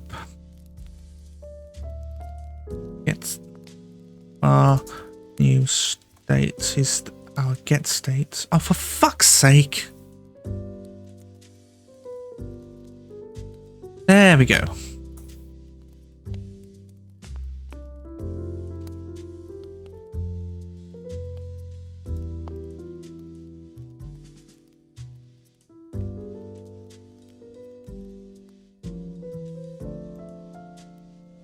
I don't know. There should be combat state listener T. But does Godot even support generics? It's just asking for problems. Gotta be a way to show. Whatever. Godot variant equals. Oh, this is nothing. This is just your basic search engine slop.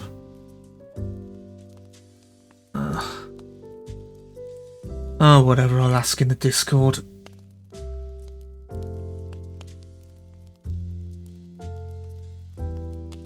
I'll ask in the Discord later on.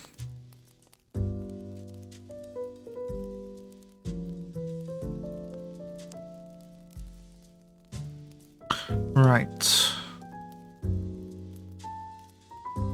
That return target dot is live, which is a bool, and that can be converted to a variant. So sure. Then guessing we can just keep it like that. That's the only thing that we need to implement. So then is a live state that's in a builder.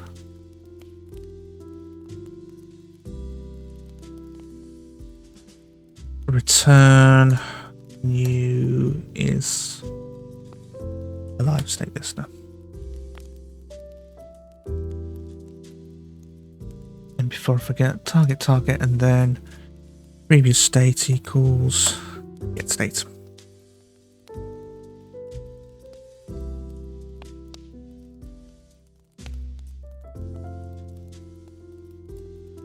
Right, and it is live state listener we'll put into there. So we now what do we do now? Is alive and then no. behaviors. That's what I want to get. That's that. So then we'll need to export public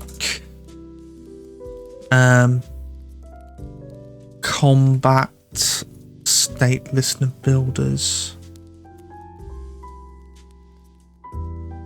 State listeners.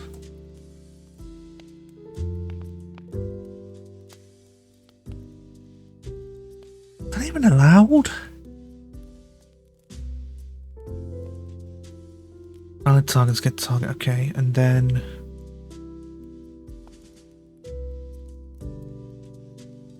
right, I'll just put them in, and then if I can put them into the behaviors, then that'd be fine. Let's build our ship.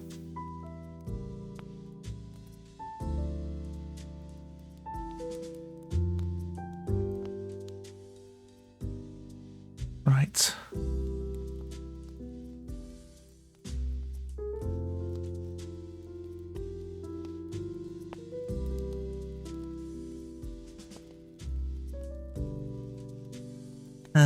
Enemies, equipment, skills. Shit. Behavior. Test. There's always attack. I'll go to here. It's a behavior hierarchy. There's one of these, which is one of these, which is one of... Add another one. I'm gonna need to create a resource of type. Sure. Is alive. Oh. I haven't set them as global classes, that's why.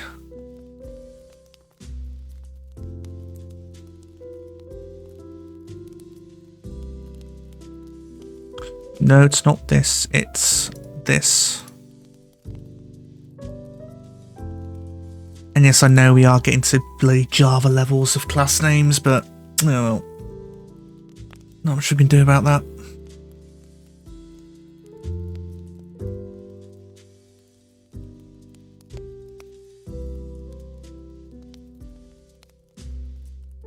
Right, test. Create new resource. Is alive. Oh.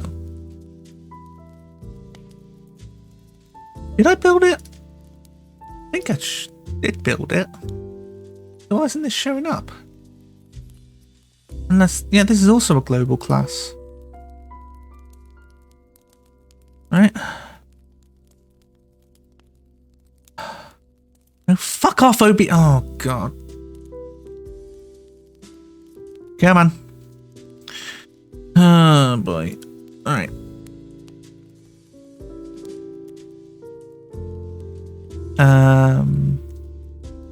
Actually, you know what? I'll put this one as green. Create resource. Ah, yes, here we go. It's alive. State listener builder, we'll call it is alive. Trez.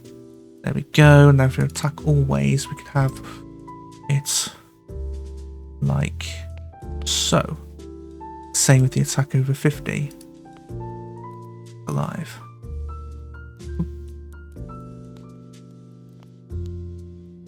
Right.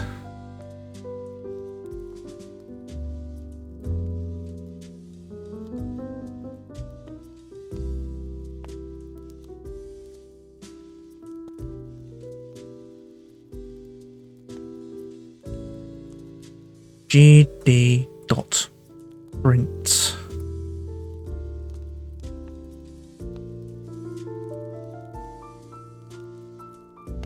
state of target.entity. Fuck! Underscore target. Target.entity name.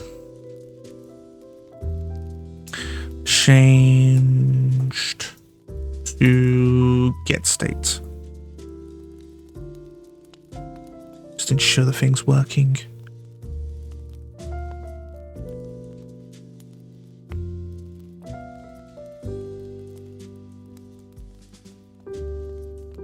Right.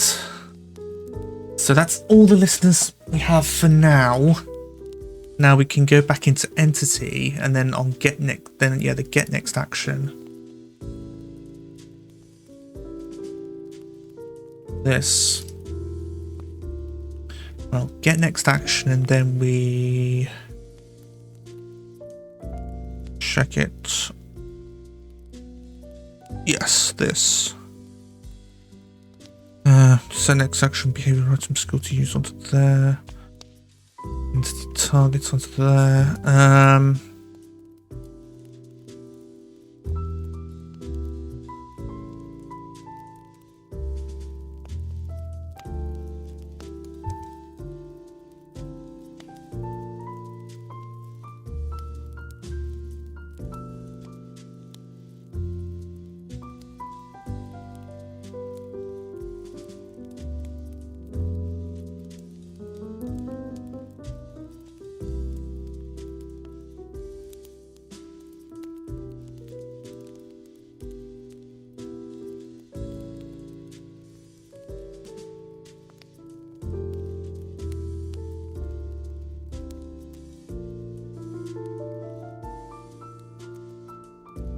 Target line casting into set next action, that'll be fine. Yeah, okay.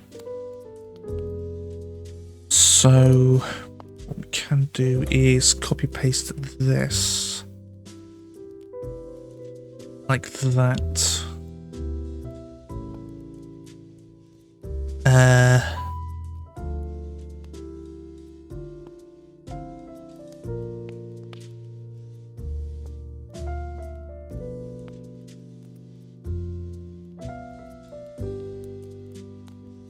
Shouldn't be null, but we'll check there just in case.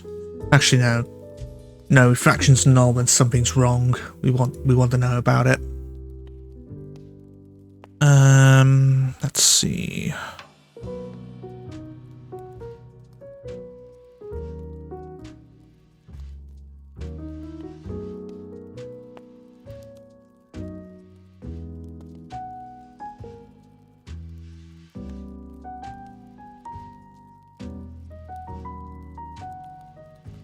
Definitely need to probably keep references to builders, listener builders. Add them as childs, then get rid of them.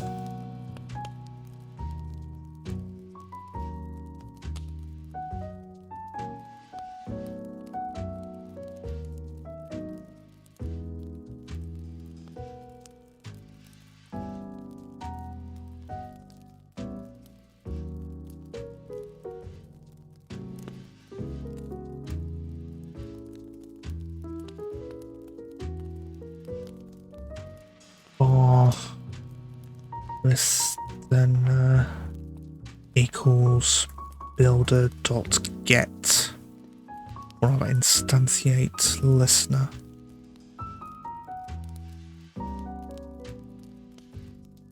Add child listener. Listener dot target. No, listen to the target. Then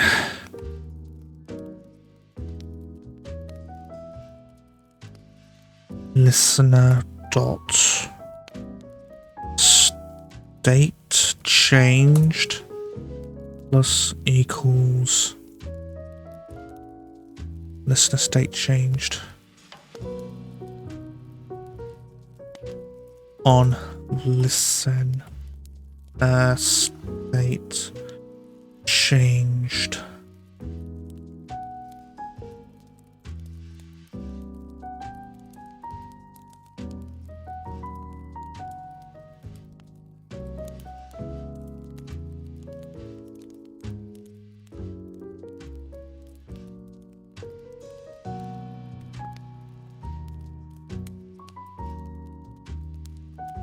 set next action. Just get a new one.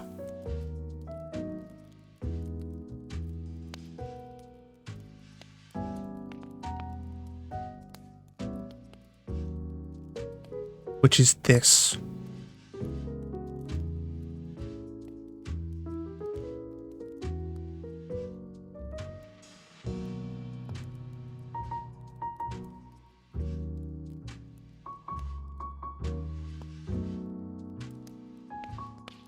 And clear listeners will probably go to here.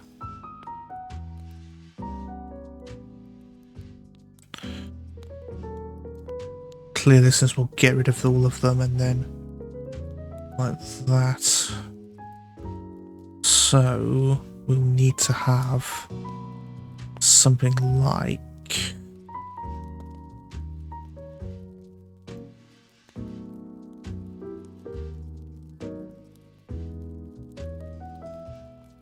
not the delay timer.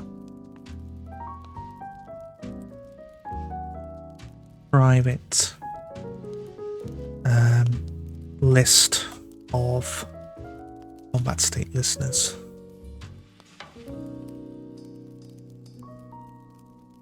Listeners equals new list of that.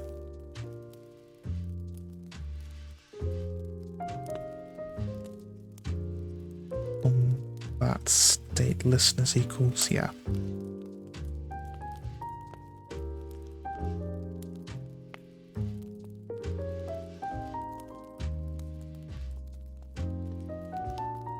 Private void clear listeners.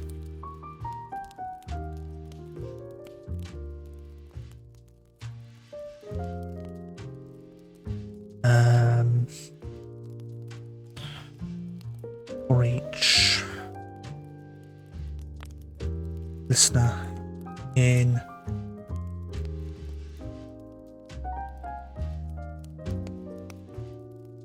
state listeners, then listener dot q3 sure, add child, yeah, okay. Listener dot state changed.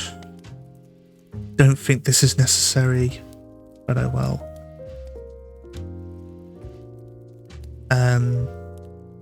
Yes. Then combat state listeners clear.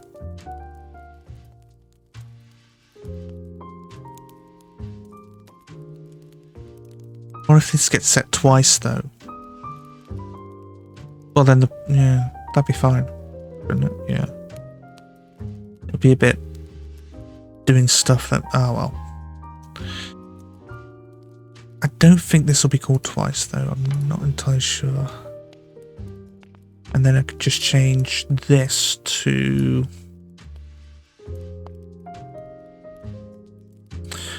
action target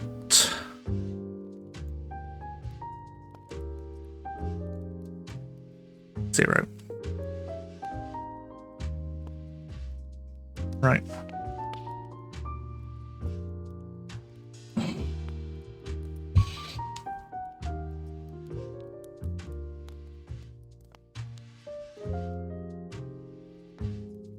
Just listen to...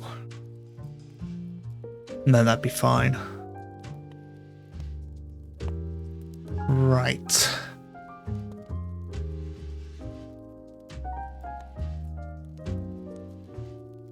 Hopefully... This should help it. And then I'll probably... Yeah, I'll get the output saying, oh, your combat state's changed. Forgot something. On combat start, I want to get... Whenever combat stops, I want to clear the list of listeners.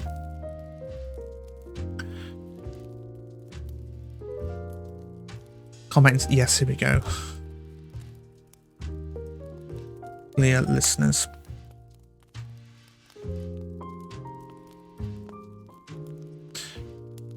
Okay.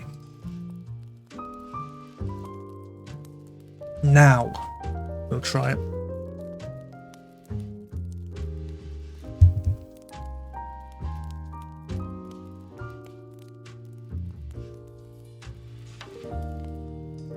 move this up here so I can see the output window.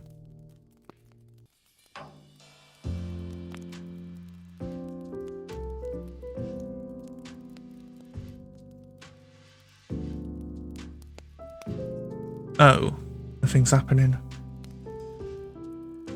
Oh.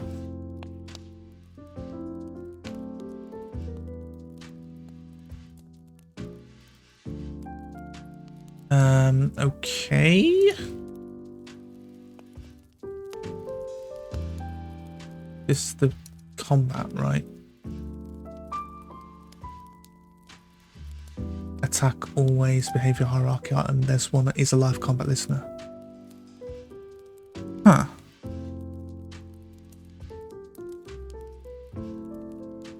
Oh. Yeah, this'll do it. I completely forgot this. Behavior item dot get listener builders.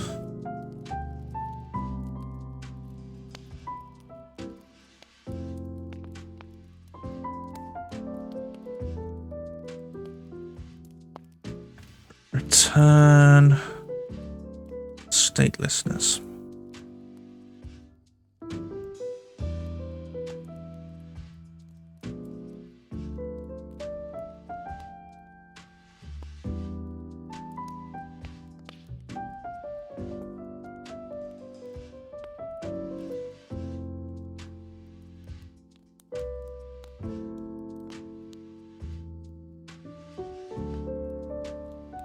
Right, now let's try it.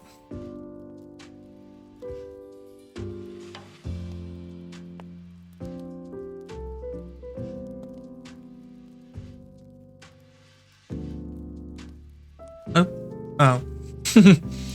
Oops, I opened the wrong thing.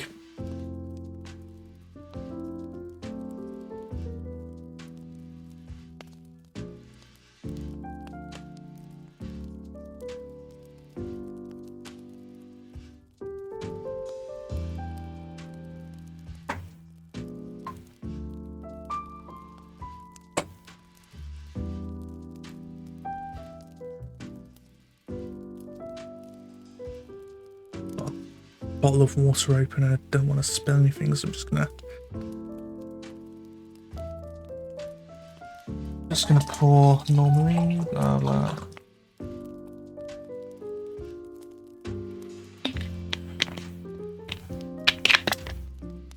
Okay.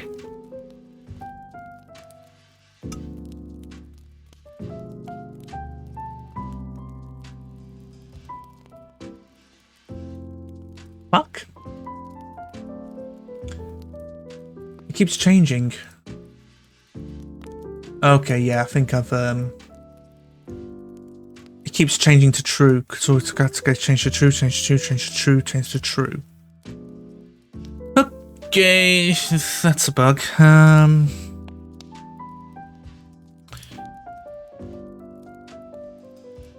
It should not be changing every frame. It should just return, yeah, is alive state listener, return target is alive. Unfortunately, this, yeah, you can't. Ah, okay. So if we can't, no, I don't want to bloody combat what build a. Oh, come on, close. Okay. Something wrong with this line. Can't create them. Can't. Well, this would always be false because I'm guessing it. Yeah. It just gets them by reference, and of course you can't do that. Oh, that's what I think is going on. So.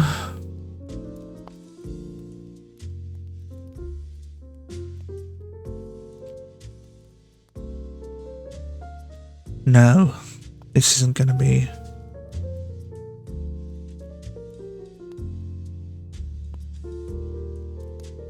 I don't know how our everything's going to be handling. Oh. Parameter of the delegate's signature of the signal is not... can't do that. Okay. So we need a way of getting this. Oh. Yeah, I don't know.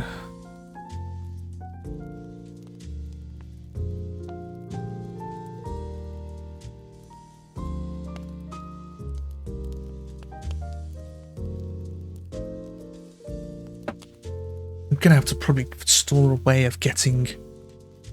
There's gotta be a way to get the actual... This maybe it's a struct. No. New state dot as a BBA BS basis as bytes callable as char color array double 32 Godot array. You've got the as, but there's no way to get its actual underlying type. Equals? No, that's not it. We tried that before. Copy native? No. Ooh. Variant type. Here we go. Right.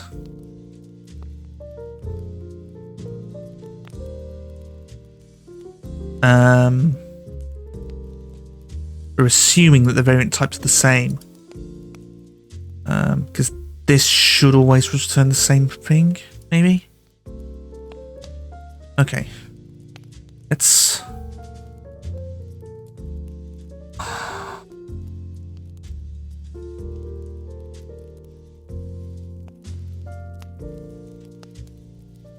And then we're going to have to do this whole bloody massive switch statement. Fuck.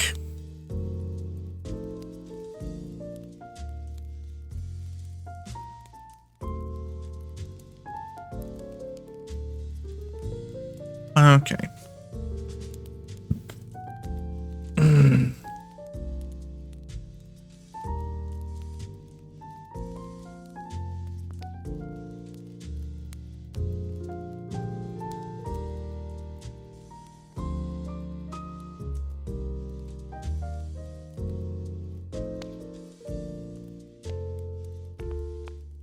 There is a way to... There we go. It should... Oh boy, this is gonna be a doozy. You know what? I think I'm gonna move this into its own method. Protected bool check equality.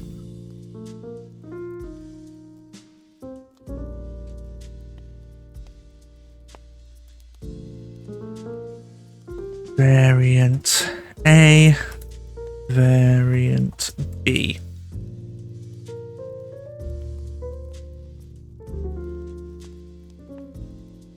Can you convert? Hang on. Variant.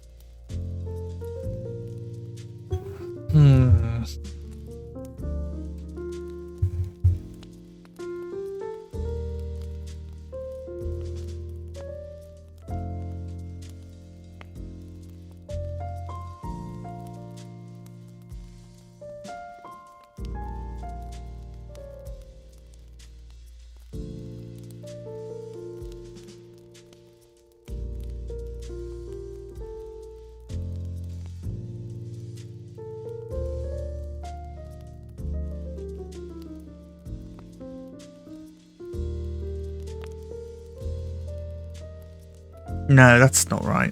We're going to assume A and B are of the same type for now. Because you can convert between ints and floats. But I don't know. See, what we've got here is this must be variant T.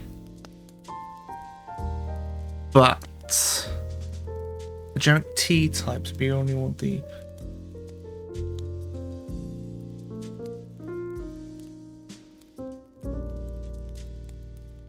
Oh, here we go. Variant T1 was where...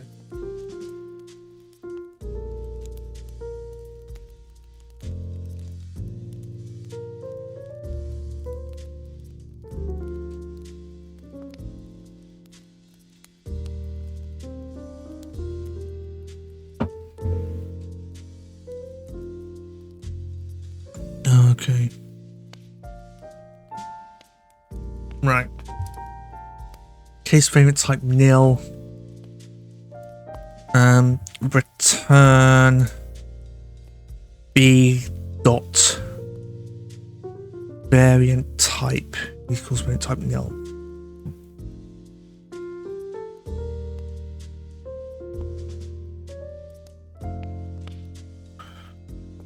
Return A dot as bool equals B dot as bool.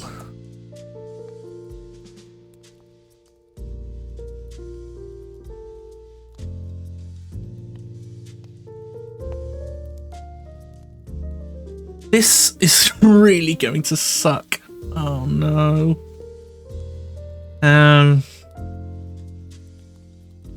I'm tempted to put something in the Godot Discord saying, hey, has this already been implemented? Hey, is this equality check already been implemented and I'm just being an idiot?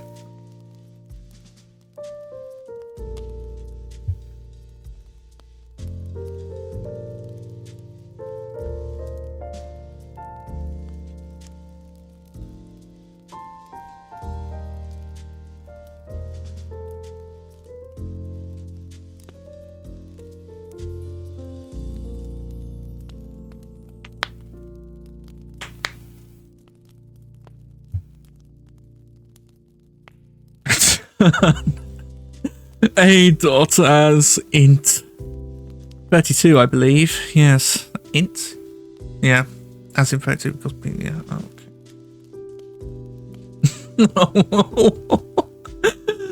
Why? Return. I'm probably going to add this as like a sort of a pull request to the Godot Engine. Oh god, there's no way to get it as float, as double.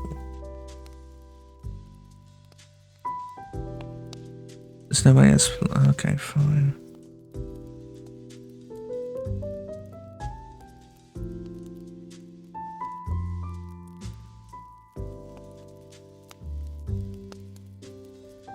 Float.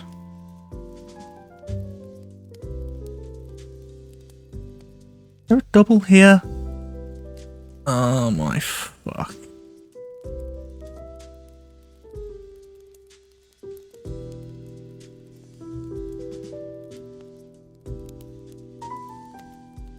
Oh, I'm guessing it's because it's GD script floats, which are doubles. Okay. Return. Hang on.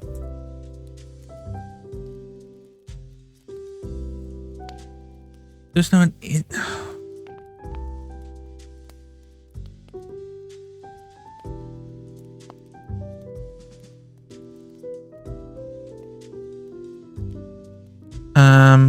Pass, no.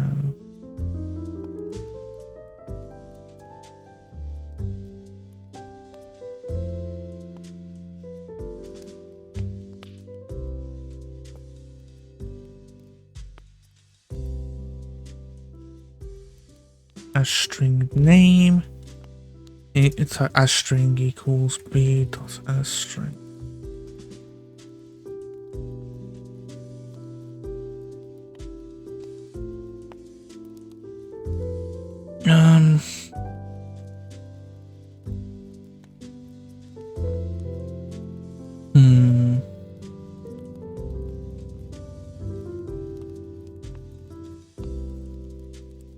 Gotta be a better way of doing this.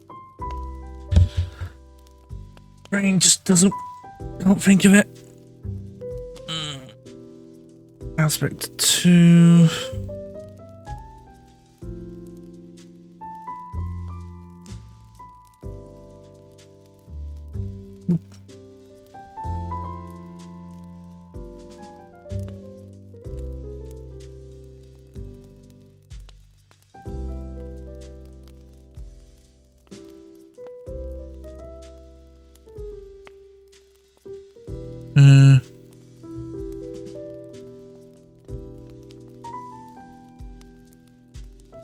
A as double is greater than B as double minus double dot epsilon and A dot as double bar A double equals A dot as double for B dot B double equals B dot as double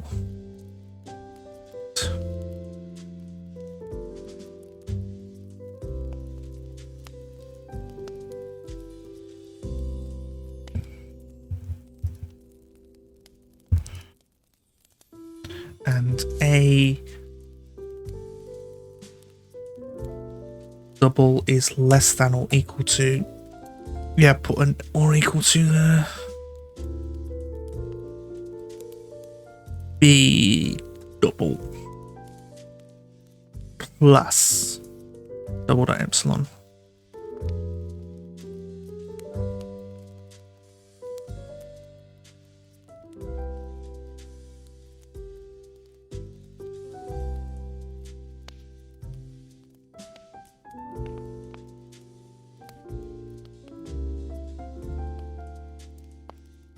Vector 2 equality, I think, should be. Hang on.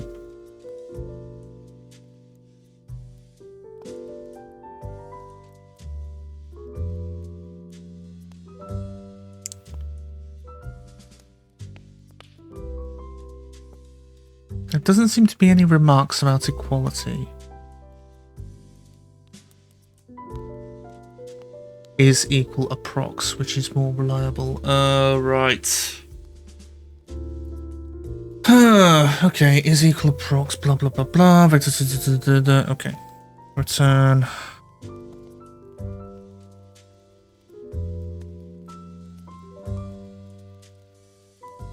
Lowercase f.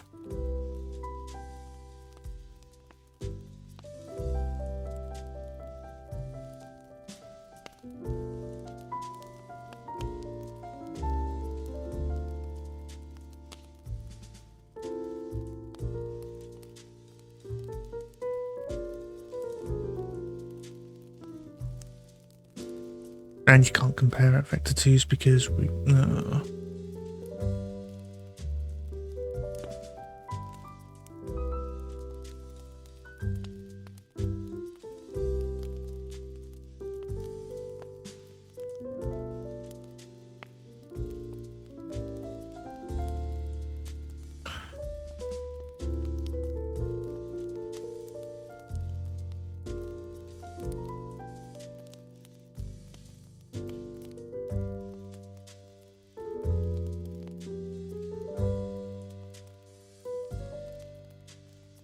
I don't care that I'm causing this twice. I'm just gonna honestly have half a mind to just chuck all this under a default throw new exception. Don't make me do this.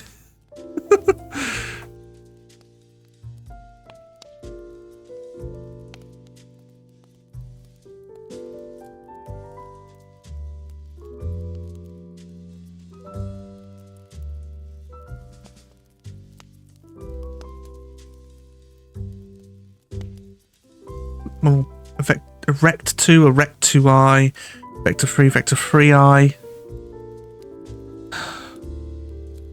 Okay, fine. This will probably be the last few. Var A vector 3 equals AS vector 3, var B vector 3. equals that, and then we return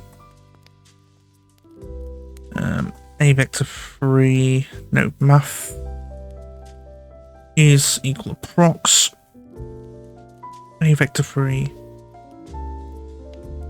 dot x, a vector 3 dot z, so b vector 3 dot x. I don't know why I said z there. Right. Bish, bash, bosh, beep, beep, beep. Y, Z, Z.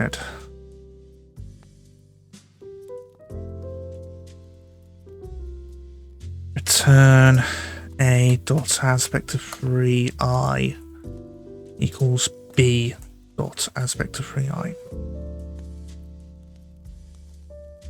Everything else can just piss off.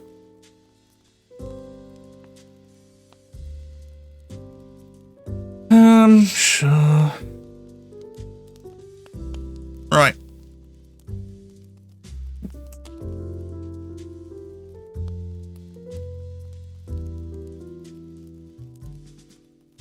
Everything else.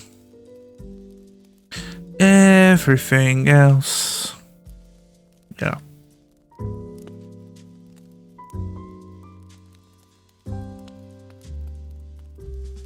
Default. Throw. New. Not implemented exception.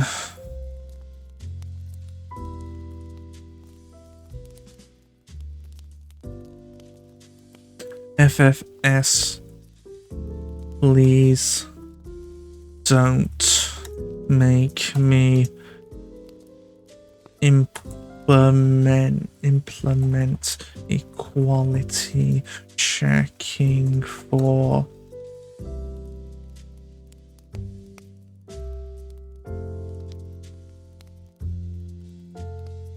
there we go. Everyone's happy. Okay. Hopefully that should work.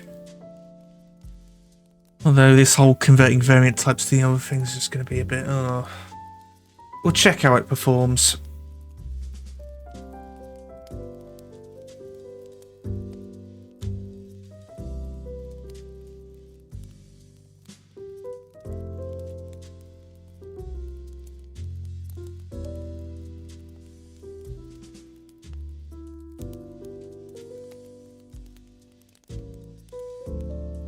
Oh my freaking god, this is awful. I should not be checking every frame. Or I could. Why is it overflowing? State of Takodachi changed to true. Change of everybody's changed to true. Battle Booker, hard Takodachi, true.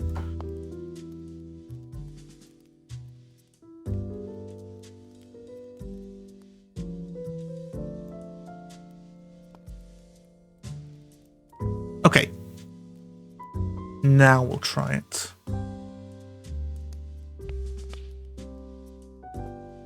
I'm just fingers crossed that the whole change thing isn't due to chucking however many signals and getting the next actions and all that. I really want that to be the case. And it is the case. It's almost... No, I don't want to. I want to see what the slowdown is to. Oh, it's almost negligible. Except we've got a lot of stuff going in there anyway. But I think that's due to multiple people going with the same thing. Yeah. Right. Right. Another one. Oop. Oh dear, I don't want to go in here. Nah, it's like going for it. I suppose now what you can do is instead just go in here and then retreat because you don't get an initiative roll and then just Okay, apparently that the thing? What? What the hell?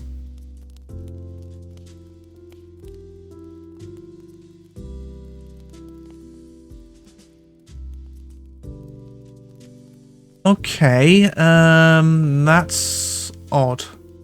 That's beyond odd. You can get a free kill by... Huh. You can get a free kill by, just going out and in and out and in again. Huh. How'd that work? What the hell's going on then? This perform action is on there. Use on set next action then. Is this it? Delay timer time left perform action. Next action is null. Next action target's null. Delay timer stop clear actions, but then on entity active state change, which is that, and then what?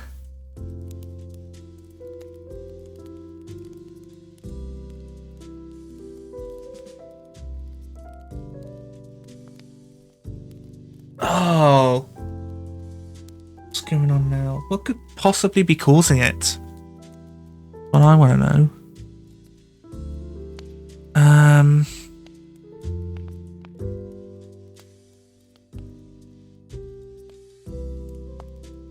Set next action goes onto there. Target, yeah, got onto there. Set next action onto here. Set next action, blah, blah, blah, blah. If the action, blah, blah, blah, do that. Then clear listeners and then put stuff into the new listeners, yes. Then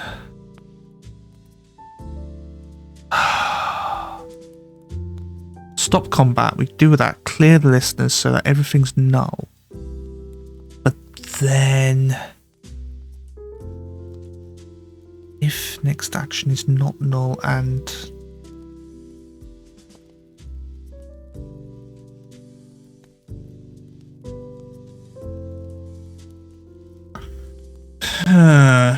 that's odd. That is pretty odd. Unless the things aren't...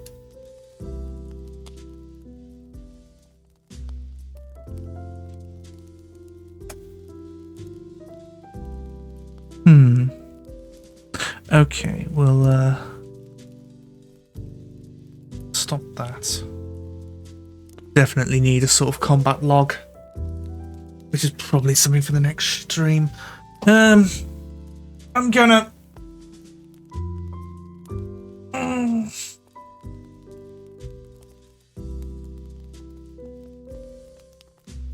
go for a piss now. Ugh. Oh boy. Wretch.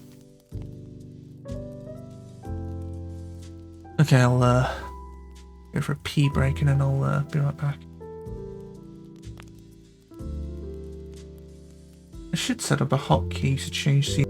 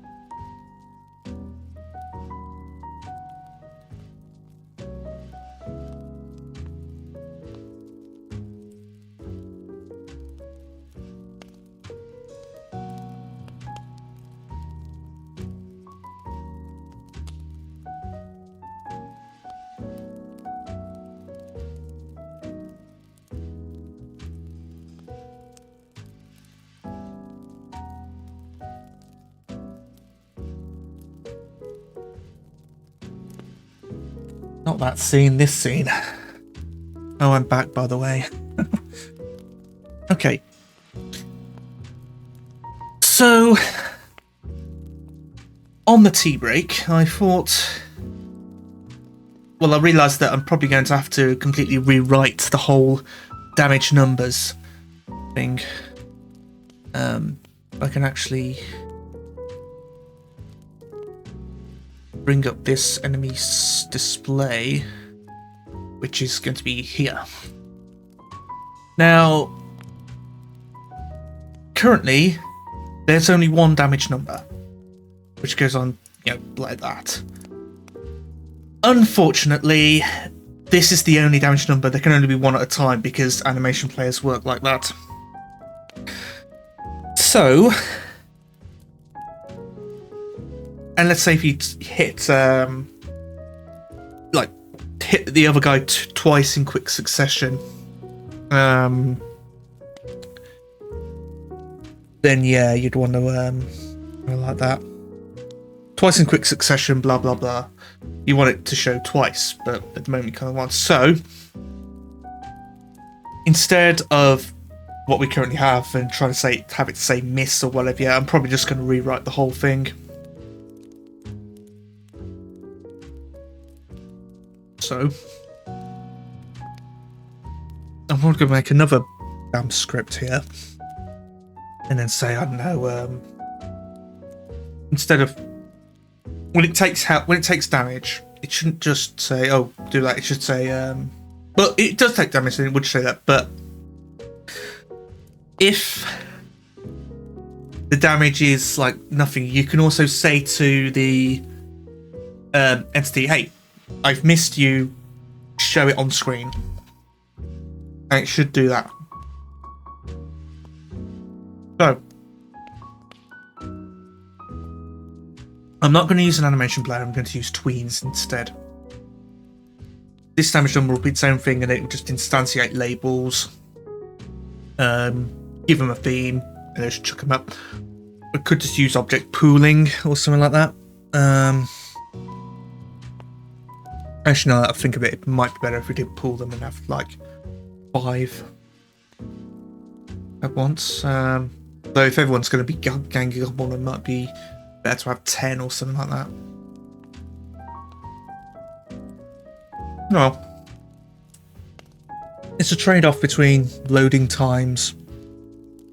Well, to be telling the truth, it's a trade-off between startup time and the amount of numbers you can show on screen at a time. Well, numbers for one single entity. I don't think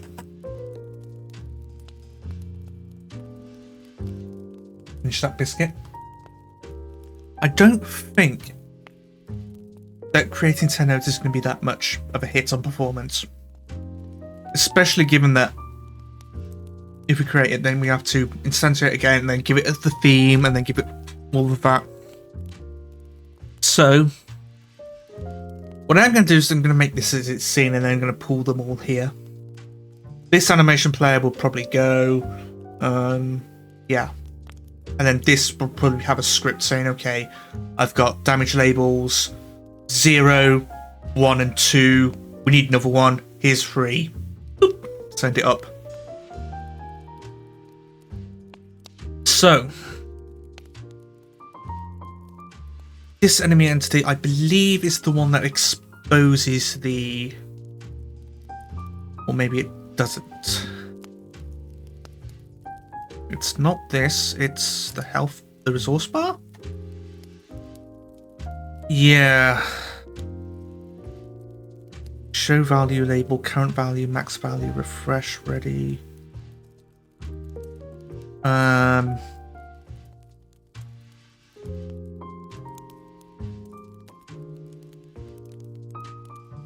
Show resource label, show value label, show damage. No, I don't want the shows. There's the...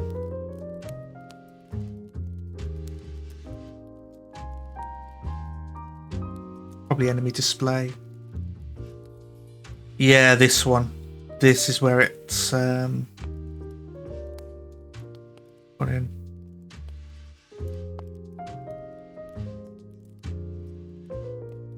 So I'm going to delete this. And I know there's going to be a ton of compiler errors, but it means that we can just, know what we need to replace.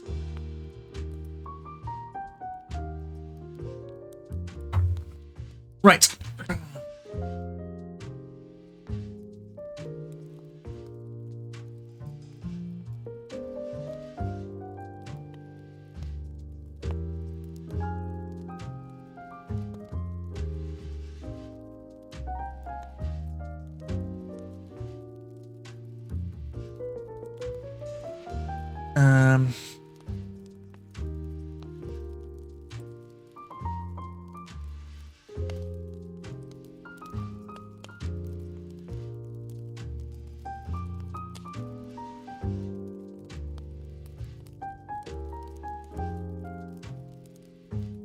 Alright, so this damage number will probably have it'll be its script, which will be in UI?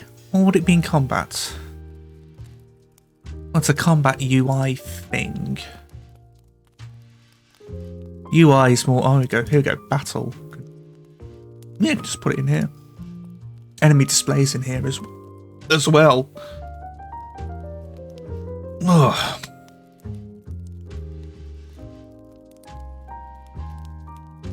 So something like or rather damage number handler, damage numbers. No, it's not a handler because handlers are like for events and rather damage number display. Yeah, we'll call it that for the time being. I'm not 100% happy with it, but I can't think of anything better. So it's a control. And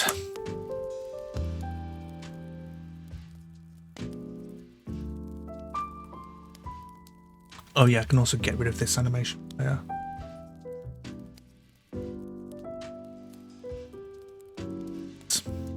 Then private label, however many we've pulled, damage labels,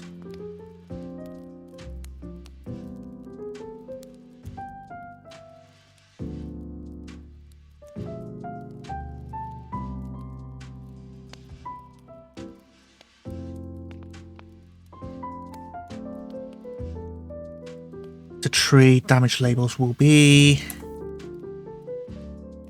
get children dot where x is able dot select hang on there dot select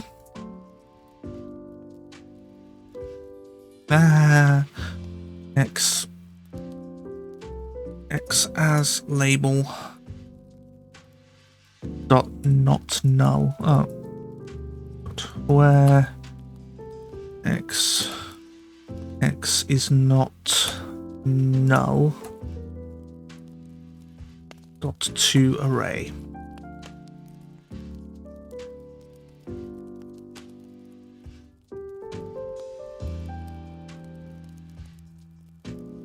Public void show damage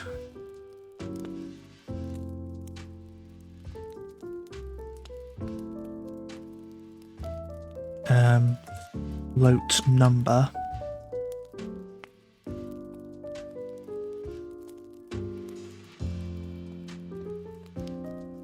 health delta.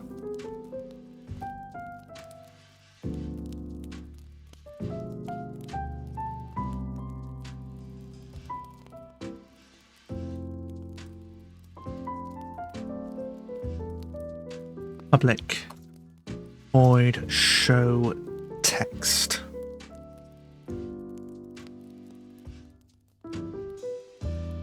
String text. Right.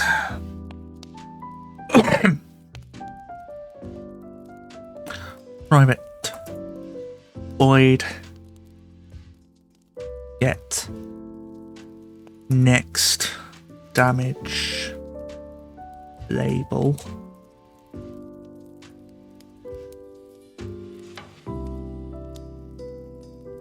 Shouldn't be that, it should be label.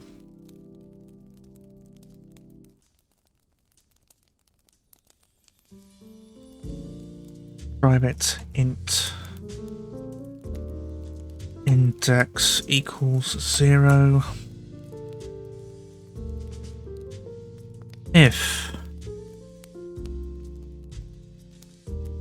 no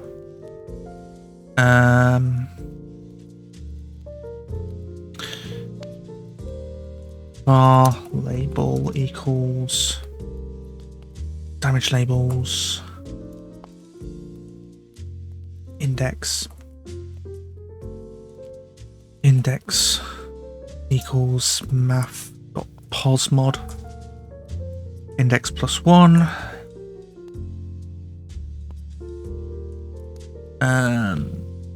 damage labels dot length return label.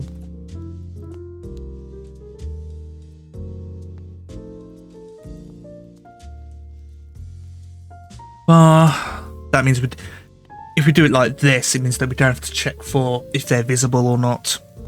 It's ever so infinitesimally quicker.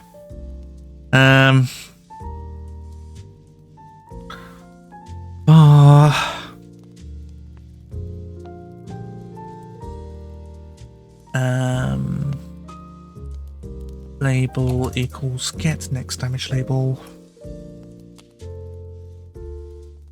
Label dot text equals text.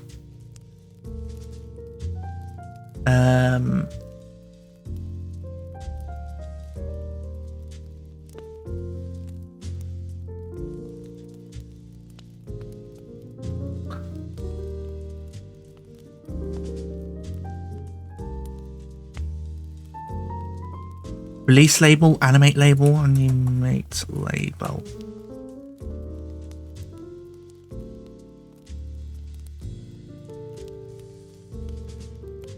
Private void animate label.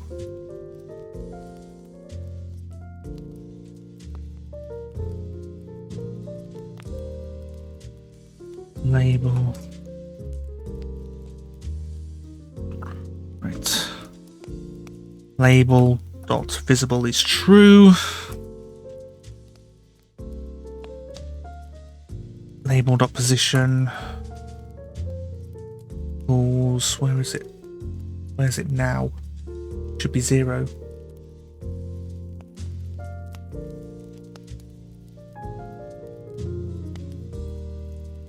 It is 0.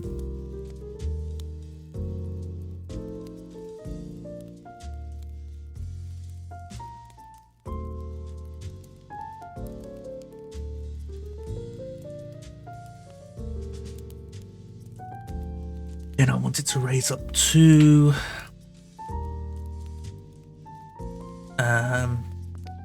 pop -1 bottom 0.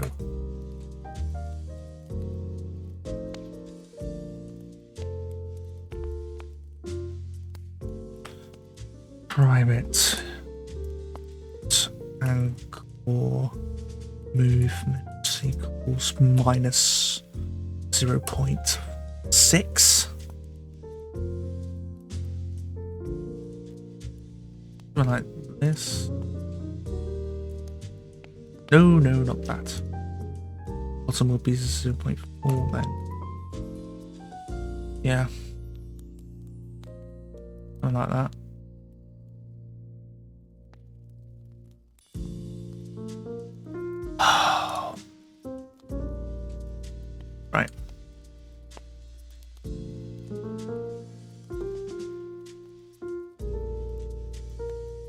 Yeah, we'll have that for now. Position equals that. I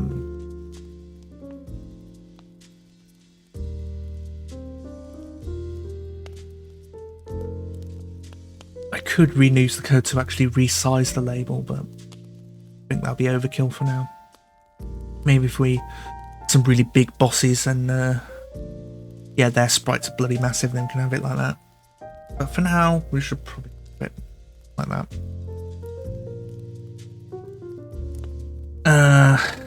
Yeah. Damage labels indexing. Yeah, okay, so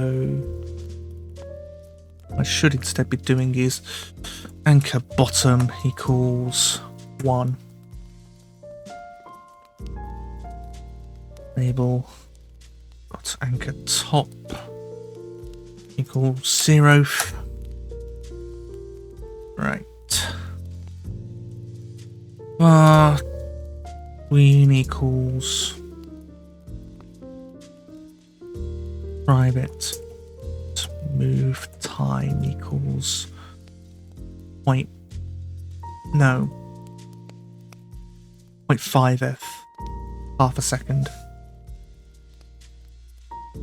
Private float stay time equals private float fade time equals, I'm gonna have them at half a second and then I'll change them based on whatever.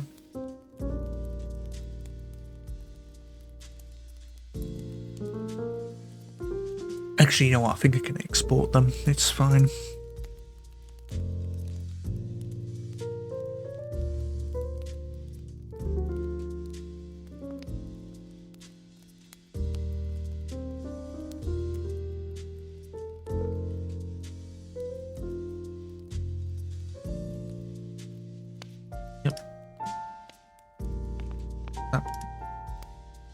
And then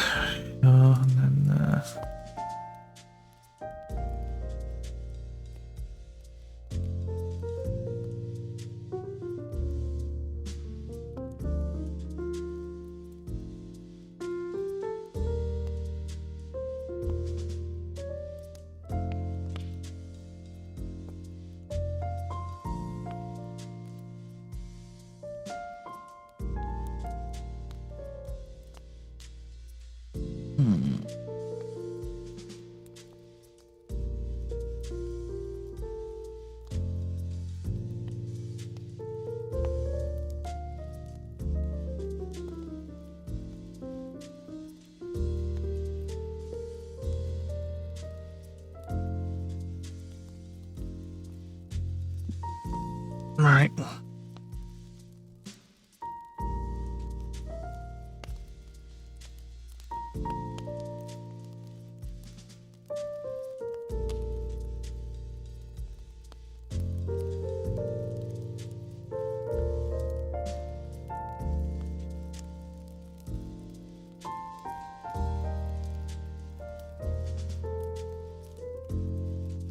Label dot tween property. No. Tween dot tween property.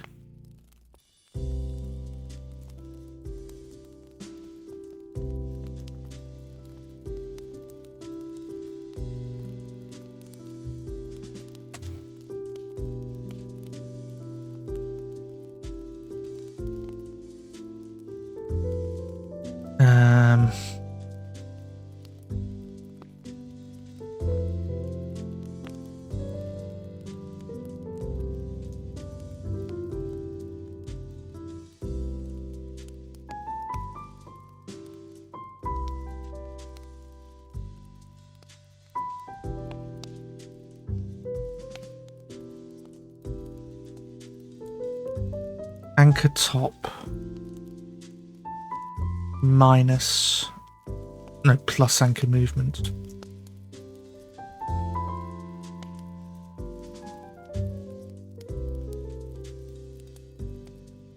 Move move time. And the same with the bottom.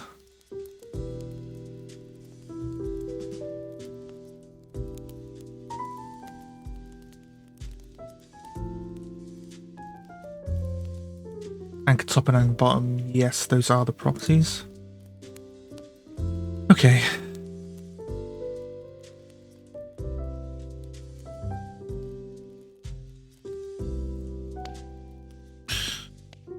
Then we want to make it so that the parallel is false.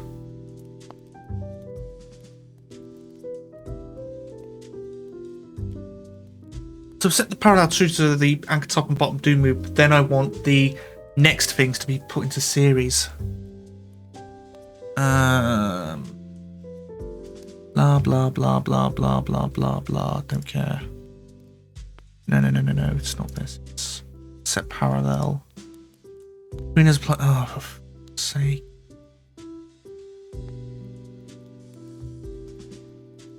Between property, no. How do I go back to do two things in parallel and the rest in series? How would you do that? No. Build parallel? Make the next tweener run parallel to the... Oh, right. Okay. Tween dot parallel.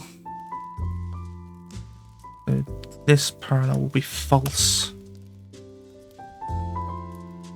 Right. Then the next will be run in series.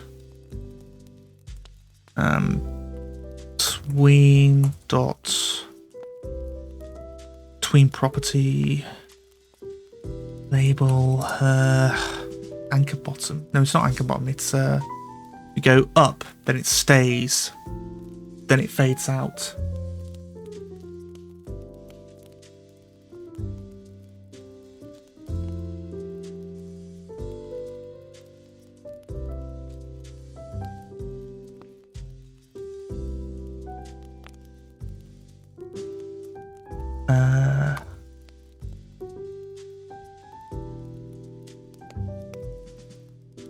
Self-modulate, and alpha is 0. This is fade time. Now, tween dot weight? No. So it's set, not loops. Parallel, pause mode, process, no. Speed scale, no. Set trans, no. Tween corp, no. Tween interval.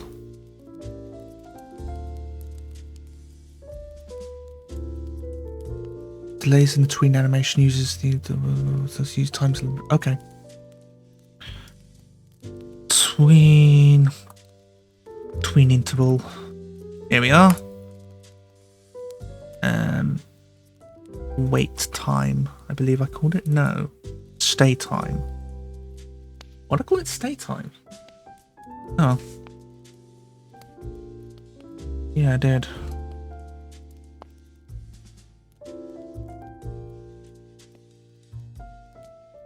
Wait, there we go.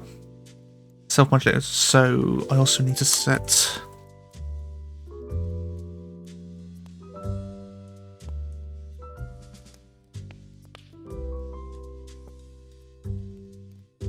white. Also set a color.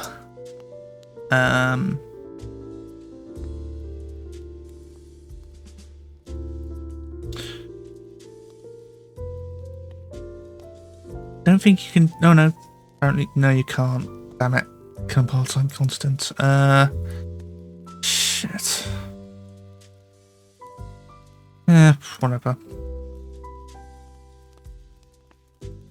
But what I can do is actually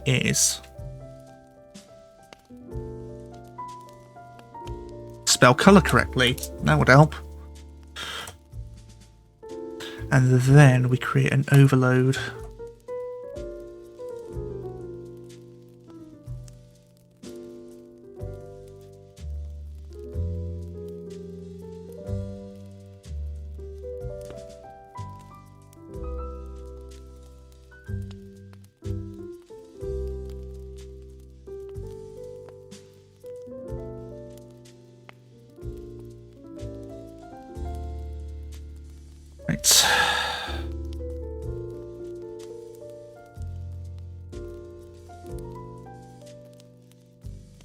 How many times have I misspelled colour correctly? Well, all of them, because I'm using the American spelling.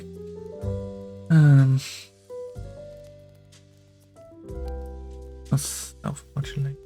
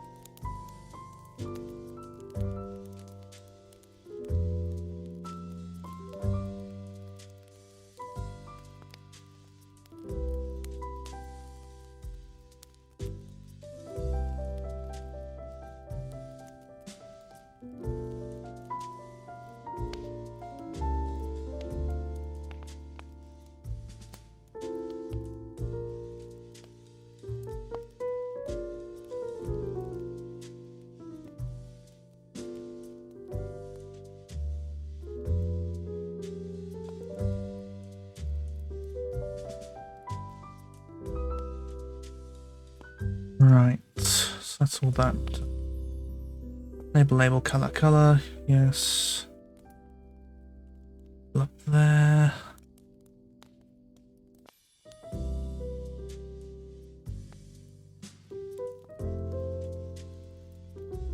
Export group, or is it?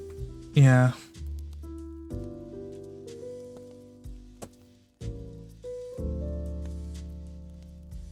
Timing. Oop.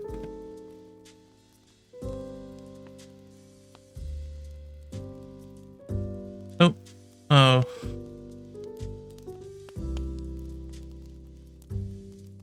Export group.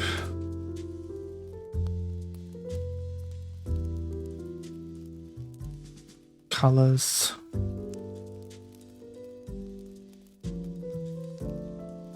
Export. Private color. Damage. Color.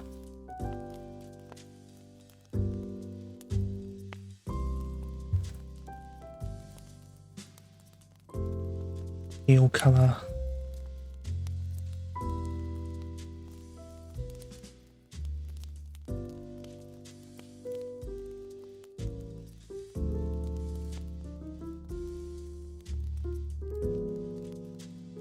Right.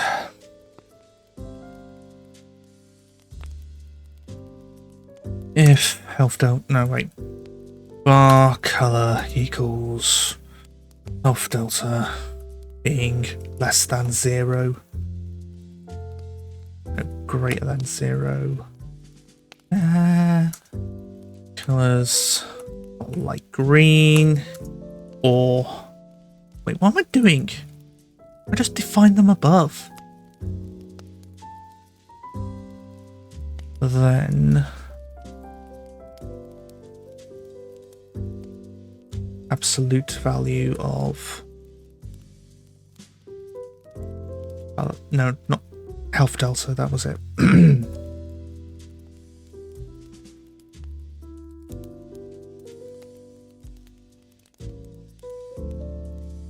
Radio.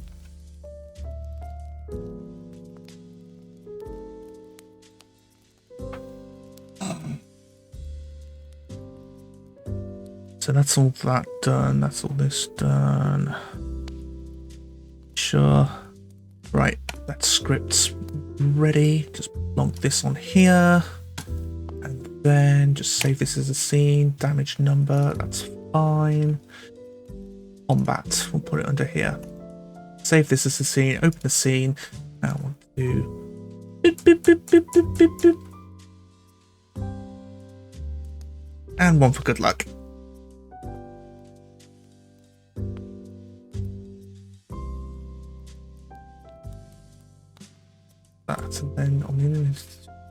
to here. I'll go back to our enemy display, and then we can actually hook everything up. Private damage number display.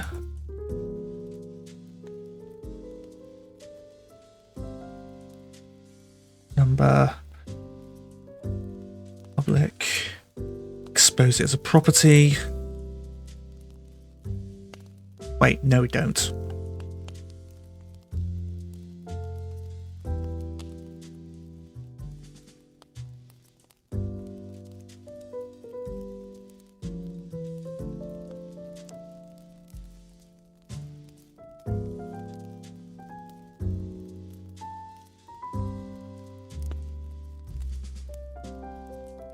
The getter,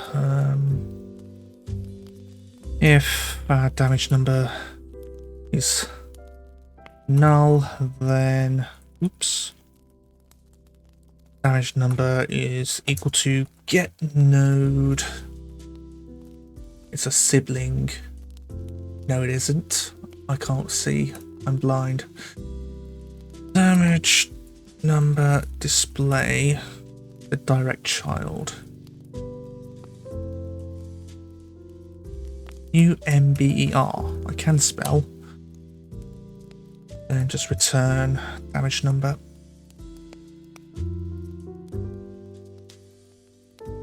Rightio. That now. Ah, yes.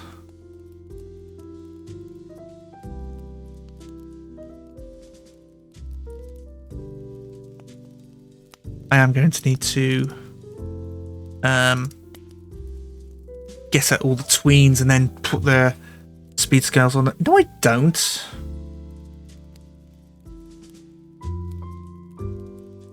What am I doing? It should just say it shouldn't go for the... Right. If data is less than... Oh. I can just do...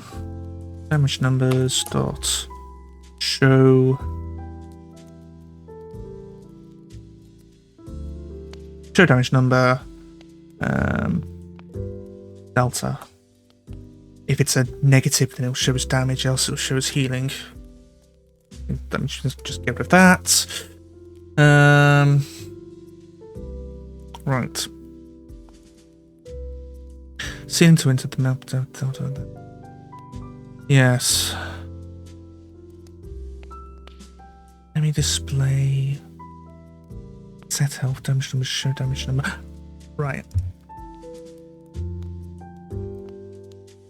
Public void show damage number text.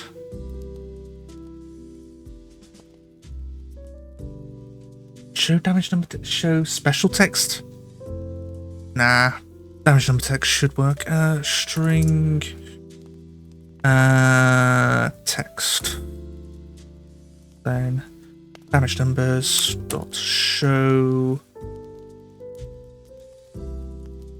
text.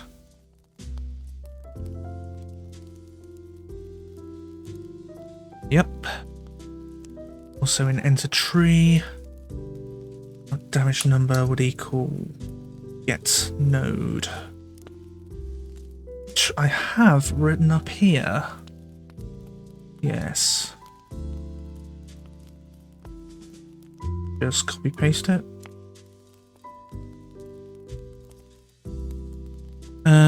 Right. So I think that's everything in everything code wise. So.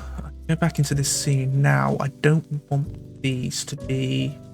Yeah, I've got these theme overrides. I do not want those though, because if I want to change how those, I'm going to have to change the overrides for all of them, and ain't nobody got time for that. So instead, I'm going to create a new theme as a resource. That, and then we'll call this damage. I can spell number. Res. Then stick this as the theme up here, so that all the children inherit from it. And go through these theme overrides, style, disable them all. Actually, I probably should have set the theme before and then go from that. Damage number, open this up. Base, no, type label. This, I'm gonna have to write this all down, haven't I? Hang on.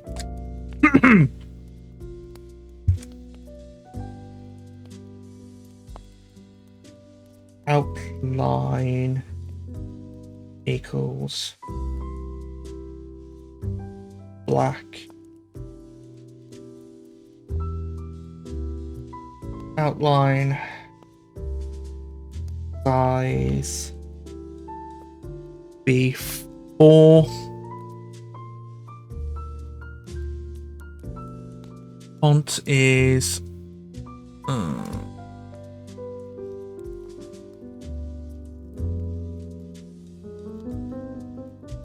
no, that's too thin. It'll be Garrett heavy, right?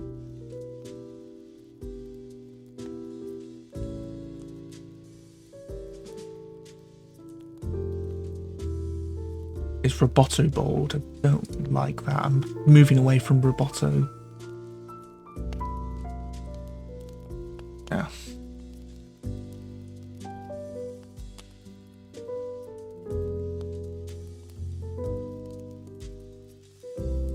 Is there a character spacing? There's line spacing, but there doesn't seem to be any character spacing. Is there under label settings, maybe? Character spacing. Doesn't look like it. Oh. Here we go. Wait, display text.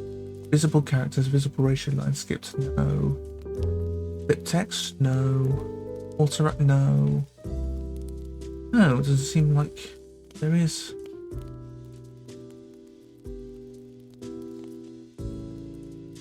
$46. That'll be fine. And that, oh, that's just a set style box. Don't want that. Right, so outline size is actually 8 now. Oh, that's 6. Have I tried 6? Nah, 8's better. Font equals Garrett heavy.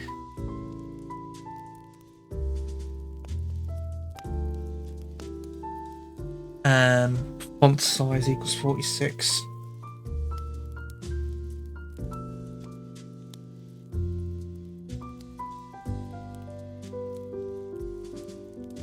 Right.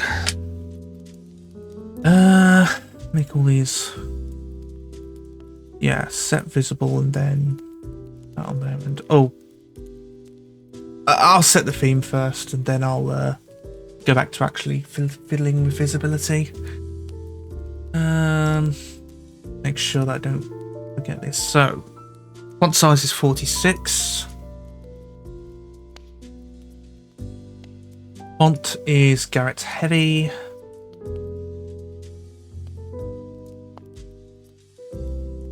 Outline size is 8. And outline color is black.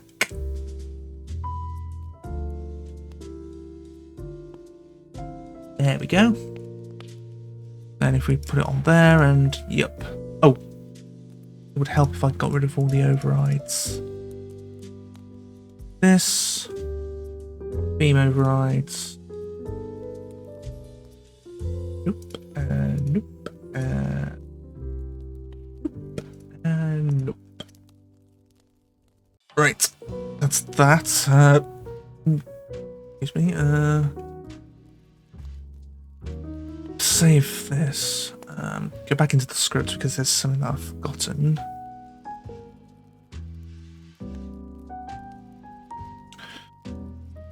override ready.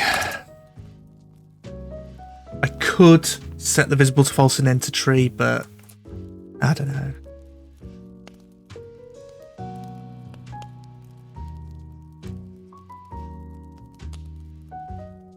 Item in damage labels, damage item dot visible equal to false. Item dot visible equals true, and then at the very end of all this, you want to go fade in time, and then tween property. Well, technically it's not a tween, it's just a boop, auto label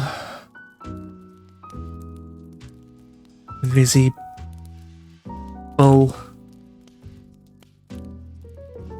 false 0th, or just do it instantly. Right, self-modulate equals color, that's great. Anchor bottom's great, anchor top's fine. Anchor top plus anchor movement. Anchor movement is a negative number, which is true, and then yeah, okay. Right, I can build now.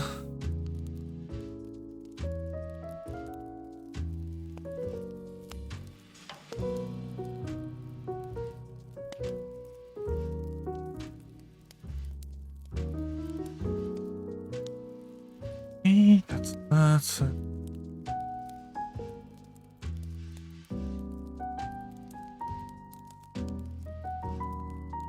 Maybe if I want to show criticals, I'll probably add another parameter here, bool crit equals false or something like that.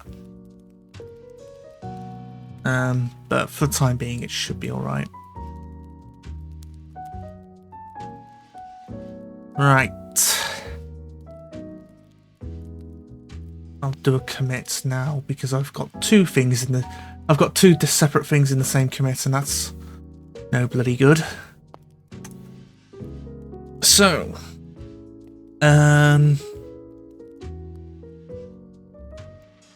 added combat state listeners.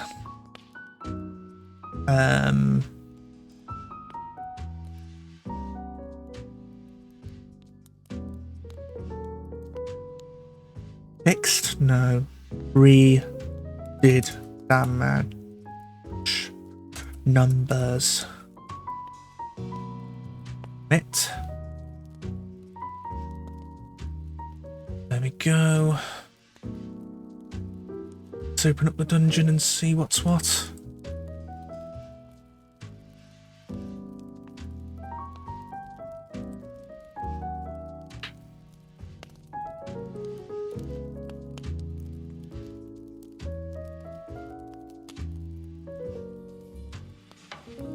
Okay.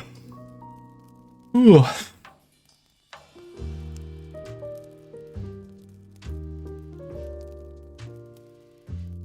They're not moving. Oh. What's wrong? Bad format specifier. Huh? Two-string D. As decimal.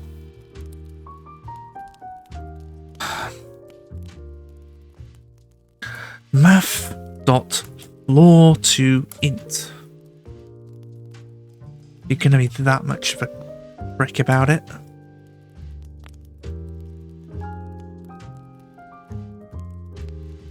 Bool is critical.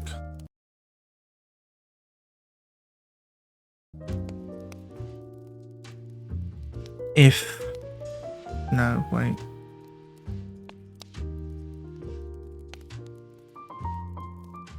Plus is critical.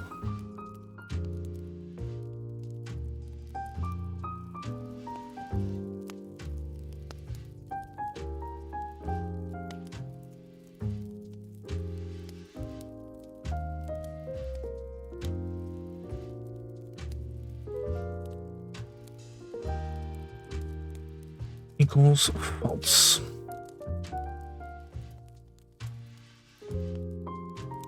Right, now let's try it.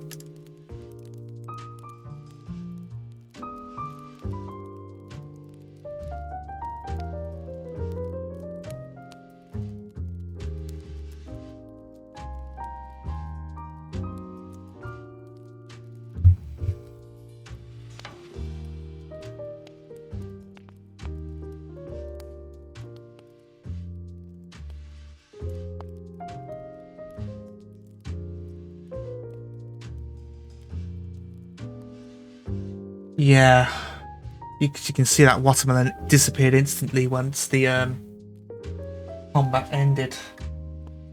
I think then we'll probably, if combat ends, hide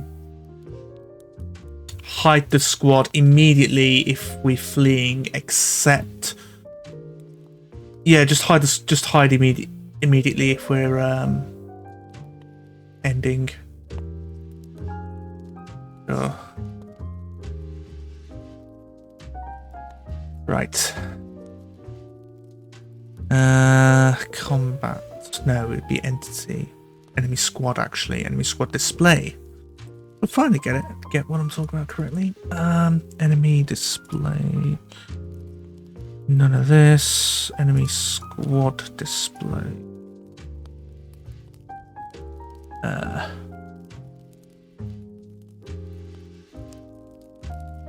This one. So, combat end if result equals no, if result is not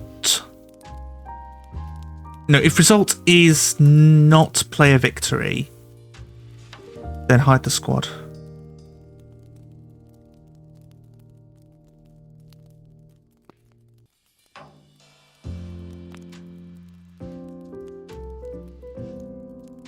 Rather, if it is flee. Yeah, actually, I think it might be better if we flee, then hide our squad.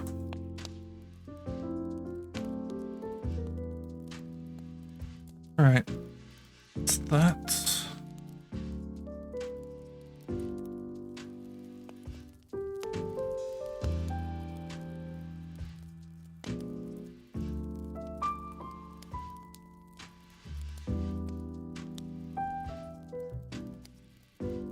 Scale's fine. Enemy squad display's been, yeah. Done, that's been done. Damage number display and enemy squad display, fine. Sure.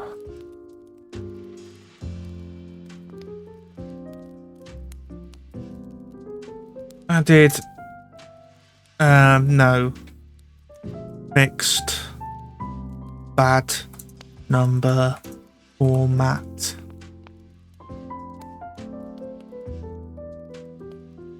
In damage numbers.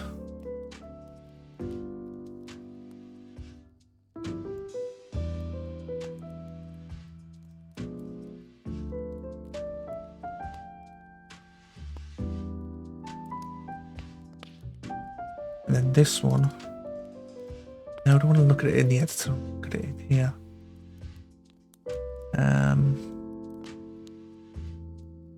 Oh. Apparently the diff here is that I've gotten rid of all these. What?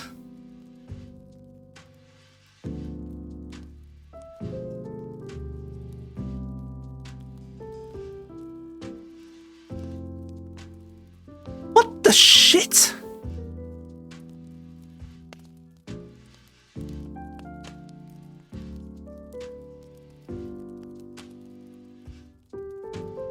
Are you fucking kidding me? Alright, this revert.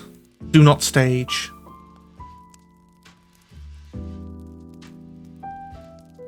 How?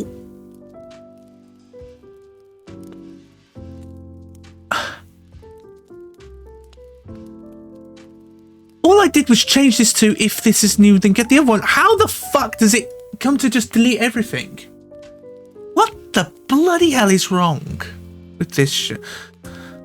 And I can't even revert from here because can I? No. Remove. No. No git reverts because apparently. I mean, I am grateful for a git repo in the editor, but Jesus Christ, is it bare bones? Right, this. Revert. Yes. Now if I reload this, hey, it's all back. Yeah, I don't know what the bloody hell was going on there. Right.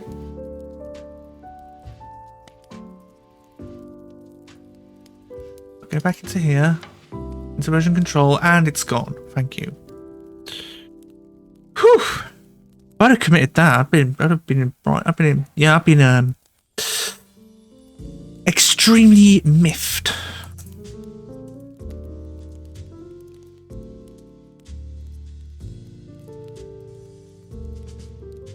No. What am I doing? If we're fleeing, then hide the squad, right? Which means that if I stage it on here, it's not going to just delete them all by default. Right?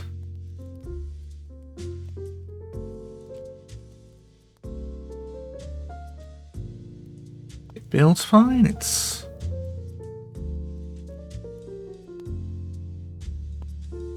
it's just having a senior moment. Why is it like this? Oh, right. I look at the diff. It's actually good. It's actually fine. Okay. Enemy.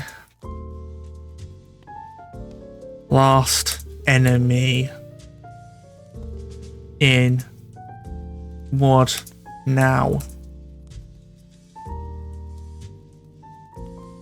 Last enemy in squad now has its death shown properly. It changes.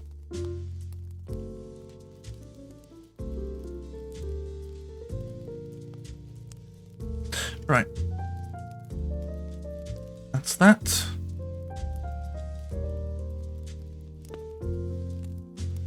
Okay, so we've actually fixed everything that I wanted to fix here. So I'm not sure what I want to do. I want to show my progress, but on social media. But there isn't really much to do. There isn't really much that has happened, really. Yes. I'll probably write down a roadmap or something like that. And then we can probably, I don't know, write down a roadmap and then I'll probably commentate what I'm doing. But yeah. I'll commentate, But, the site bug, of course. This shit right here. Yes, I did mention that. Yeah, I'll clear that then, and then I'll probably just talk over. Well, write a script. Well, not exactly. Yes, write a script because I can't. I always end up mulling over my choice of words for way too long. Then, write a script and then probably commentate my gameplay with a roadmap of what I want to do before I release a publicly playable build. Okay. Yeah, and then Oh, no.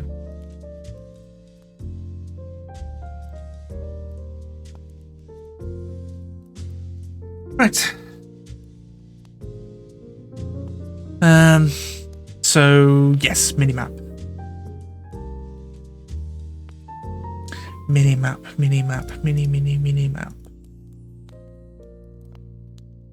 Now I know what's wrong. It's this Bresnum line. It's this, yeah, Bresnum line of sight. That is the old one. Don't want that. This is this on here. Yes. Current floor dot sight from tile. Better to location than yeah. So what we have is that we have a Bresnum line going from there, and sure.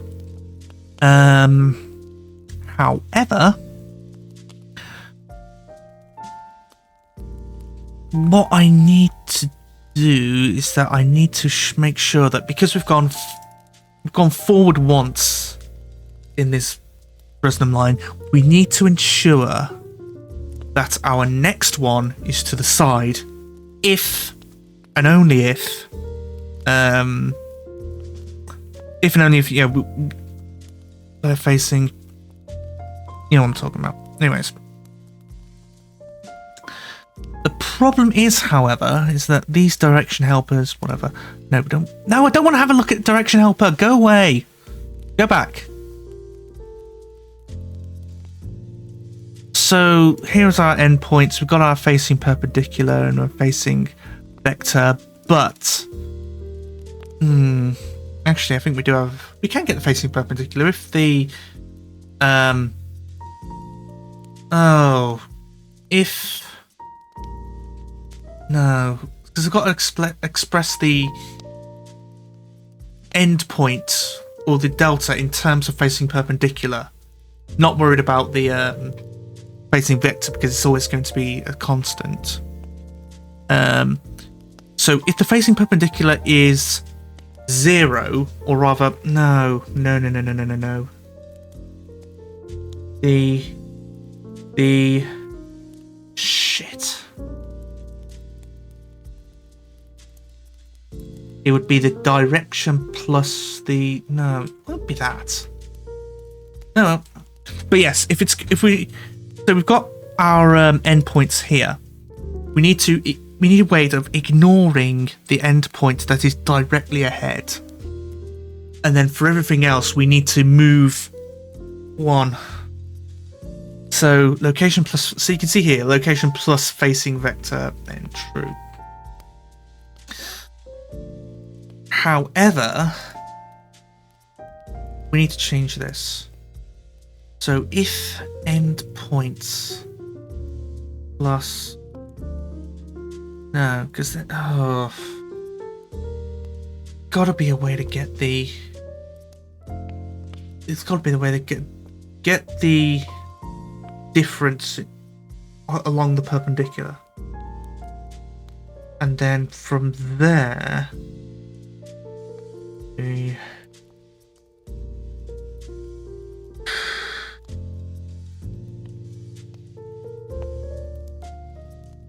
Right.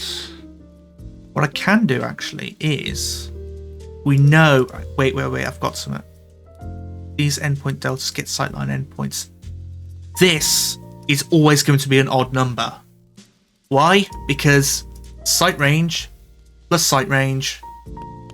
Anything multiplied by 2 is an even number, but we also do 0. An even number plus 1 is an odd number. So instead of 4 each, I can just do 4. And then if the Bresnum line, if there's length of 5, then the half of that would be 2.5, and then if it's length. No. If the length is odd and the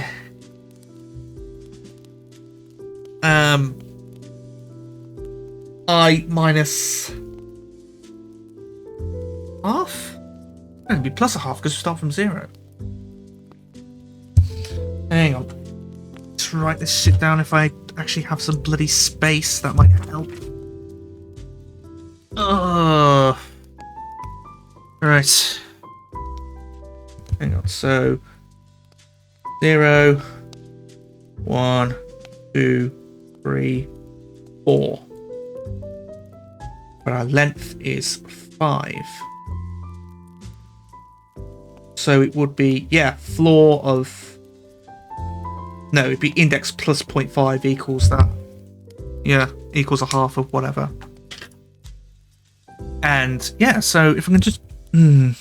So our endpoints equals that. So I changed this to a for loop.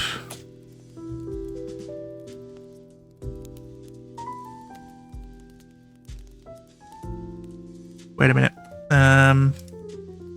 Before I do that, I want to change this to rename this to J.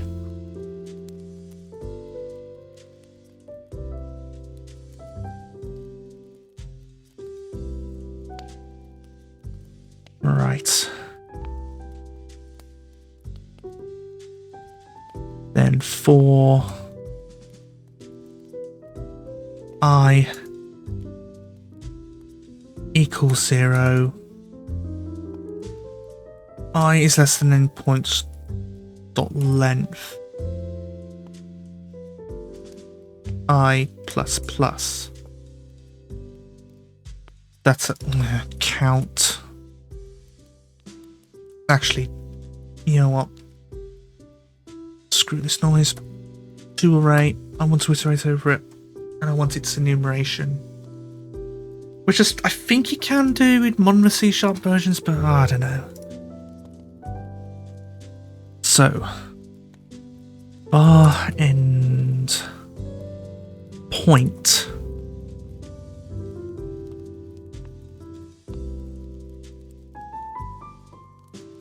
equals endpoints I.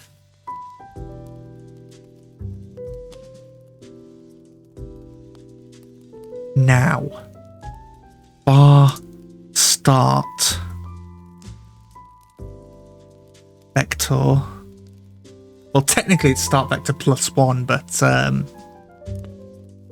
actually bar second point. Well, technically it's the third. Line bar new start.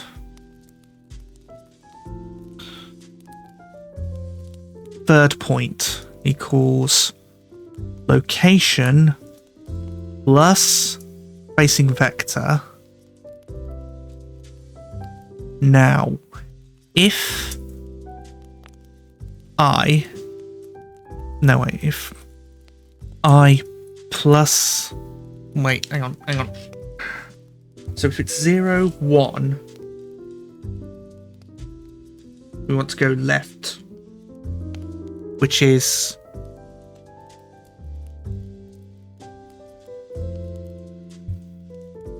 minus the facing vector.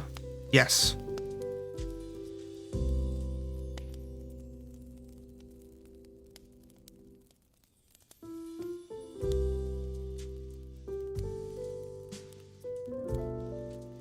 Location plus multiple plus facing vector multiplied by item 1 plus. Yeah, that would be a. So yeah, it would be minus.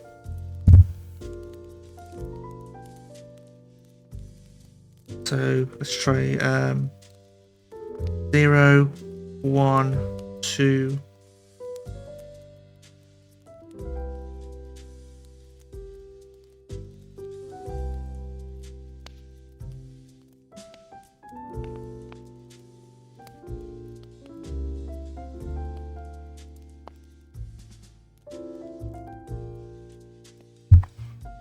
Right.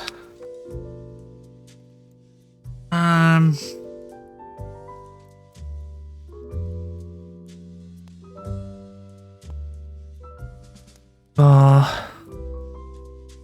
midpoint equals float endpoints dot length divided by tooth. I mean, you don't need to cast... Yeah, you don't need to cast it to a float. I'm being silly. So if...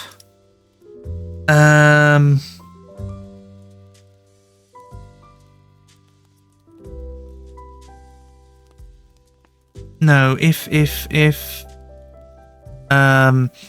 I plus 0.5 equals midpoint.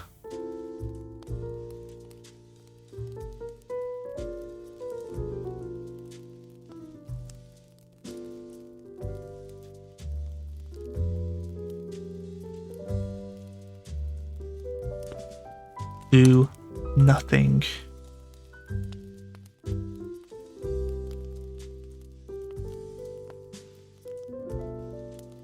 Else, if I is less than midpoint,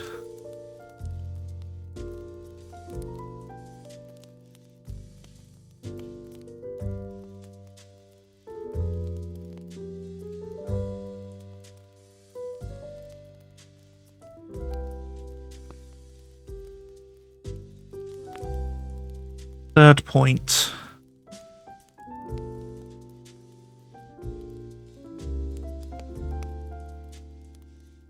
Wait, why would it be third point?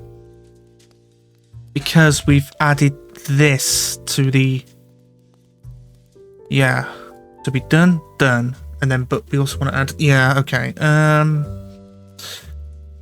Third point equals location plus facing... No, location minus facing perpendicular.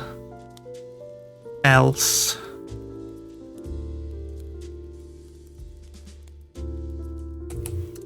I is greater than midpoint. Yes, I is an integer and midpoint, say, floats. That's exactly ends in 0.5. So there's no way I could equal midpoint by itself. Third point equals...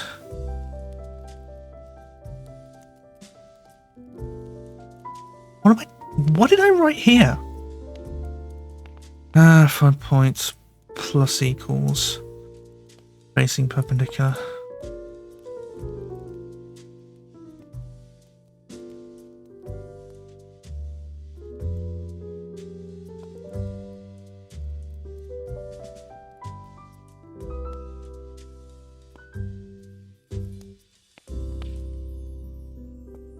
Then our Bresenham line is from third point to end point.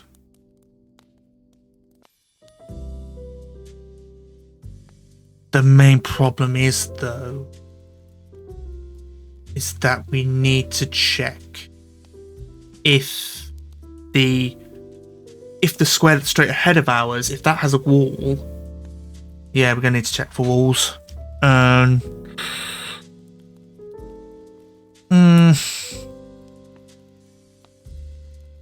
Okay. If site graph. Hang on.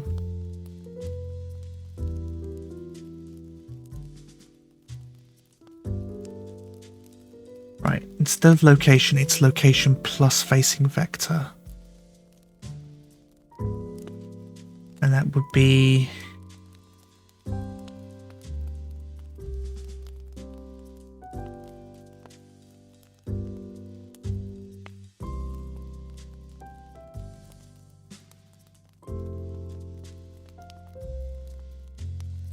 if they are connected, then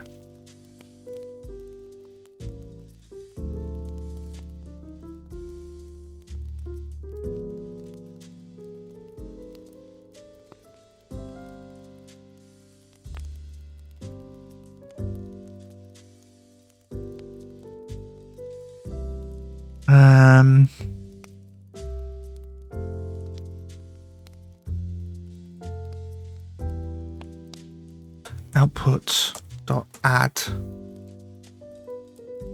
third point.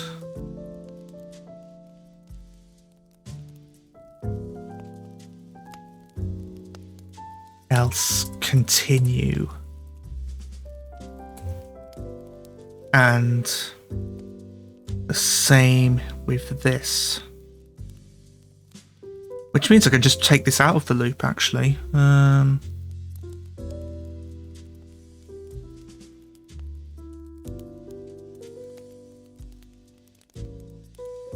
Yeah, I can just take this out. Sure.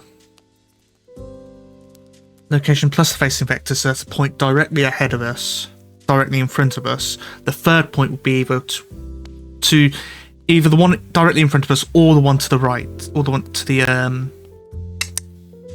left. So these might be themselves. Okay, so if these are vector 2i's, aren't they? Yes, they are. If third point equals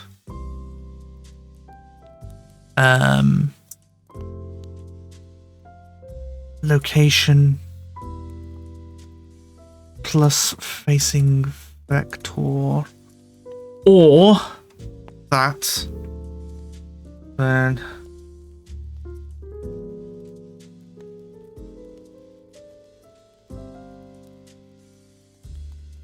just make this all good. Okay, this handles the case of points being the same as points are not connected to themselves.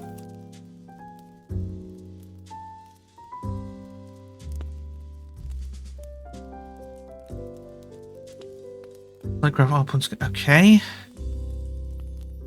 think that's how it's done. I'm gonna check though. Really hope this is the case.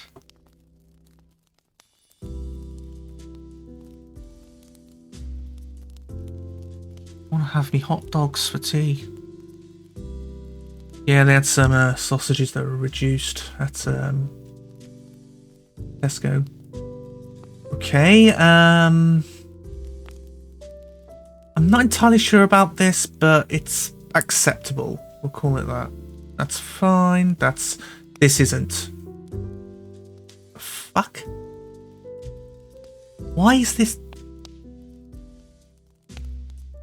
Okay, that's fine. That's fine. Just this. If we're down. Wait. Done. And it wouldn't. Oh God. Okay. If. Yeah, we're gonna have to put in another case, aren't we?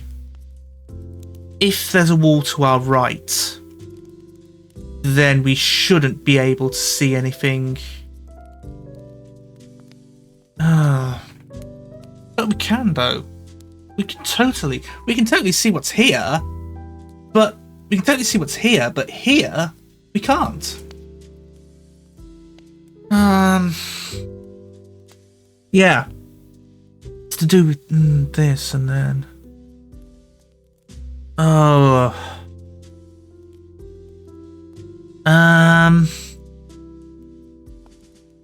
Crap.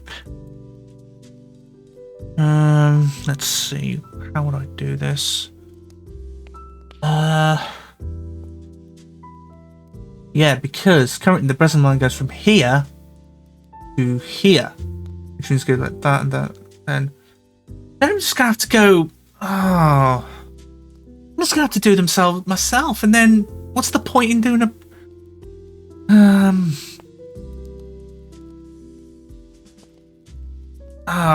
I mean, it's better, but it's not great. It's better, but not optimal. What I meant to say. Just look. All right. You can see here there's an alcove there, but you can't see it on there. Well, that's just because the party site is too low.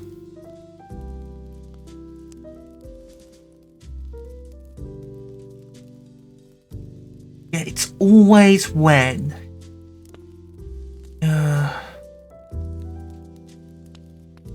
In that case, you might as well just probably just add. Yeah, I'm probably just going to have to rewrite the whole thing in terms of sites. I don't think President Limes are adequate.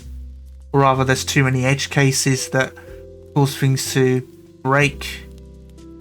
This is fine. You can see this space here, this space here, this space here, and this space here.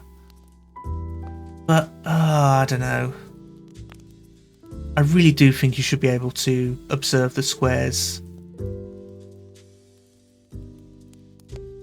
Like, yeah, observe the squares that are right next here. You shouldn't be able to see what's behind you. Don't think that'll be that. Okay. Okay, so it looks fine as is. Okay, sure. I think I'm going to... Whoa, what the hell? Okay, that should be... Let's heal. Okay, so... A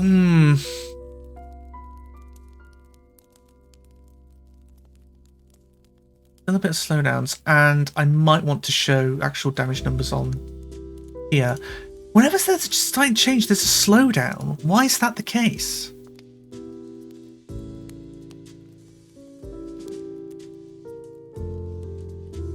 I need an FPS counter.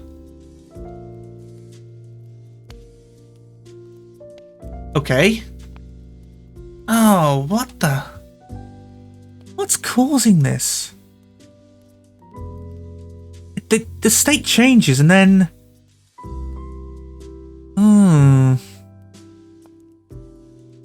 Let me check remotes. I think I might have an inkling as to what's going on.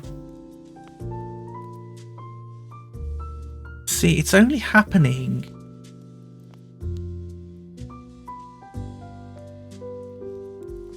See, now the whole thing's...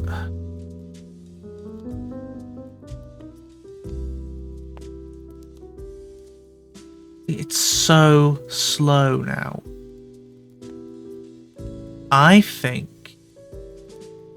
I might have an idea. So you can see it's... Oh. It's like... has to check everything and then it might be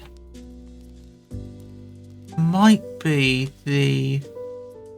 But the scene changes... The state changes I got rid of.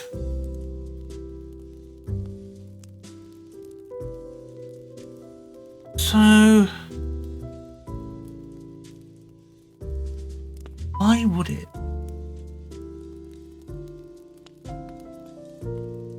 Be so slow? Got to be something that's causing this.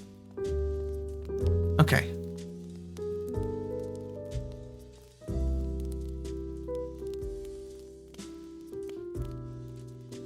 Problem is the damage numbers are they pooled? I don't think they are.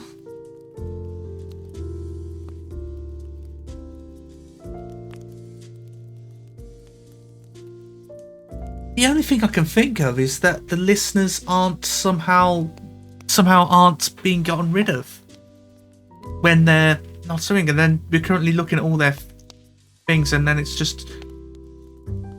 I don't know. But I'm fairly sure I disconnected them in code. Right. Of course, the editor's bloody useless. Which leads me to think that there's too much happening, which means there's too many things happening. And because it's only happening when I've done a few combats, too many things are being created. That's what I think's going on. See, now it's completely fine. Well, mostly. Was it just Godot that's being...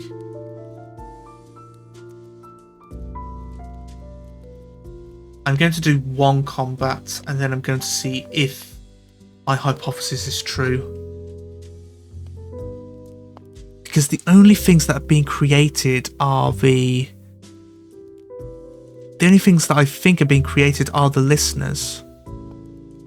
The combat state listeners. But, see, it's fine now. But... Right? Now let's see what happens. I think it's the listeners. It has to be the listeners.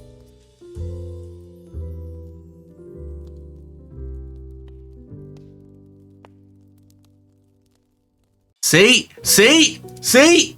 Told ya. It's a live state listener. It's right here. They're not being gotten rid of. I am a genius and also an idiot because I wrote the damn thing. Oh boy. Okay. Let's see. So they are on the players. So the entities, clear listeners, that should be triggered on combat end, but they aren't. Each listener should be queue-freed. And then the state change has been taken off. However, listen to the target, but that's not that. And then we need to get rid of it. So why isn't this being called? The next action is combat active, clear listeners. If combat ends, clear listeners. Alright, I'm going to put breakpoint here. Yeah. Unless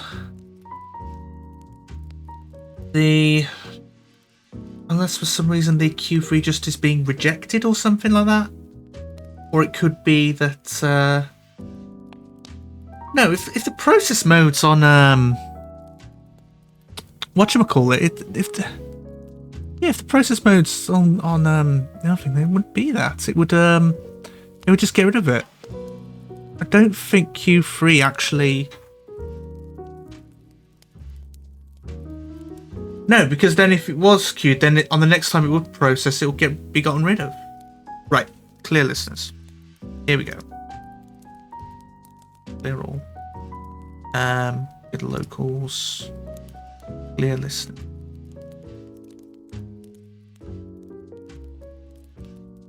Right. Combat state listeners is not being added to. Oh, you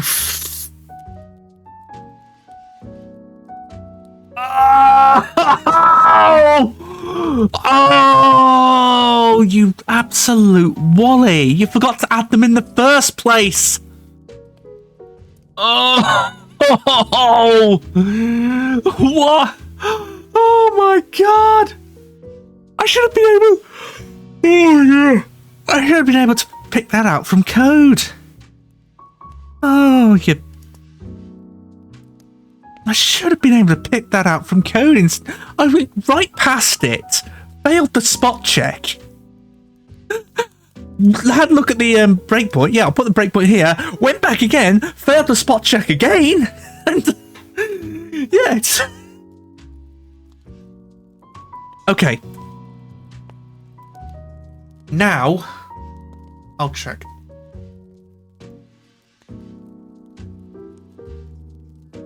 Ah, boy.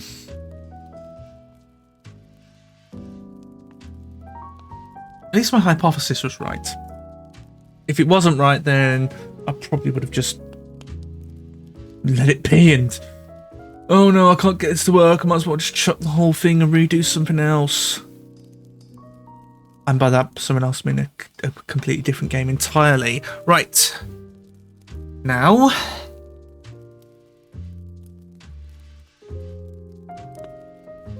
As you can see, all the...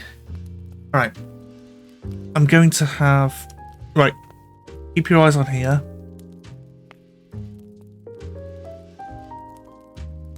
Play and heal yourself. Right. I'm gonna expand a couple more. Right. Find a battle.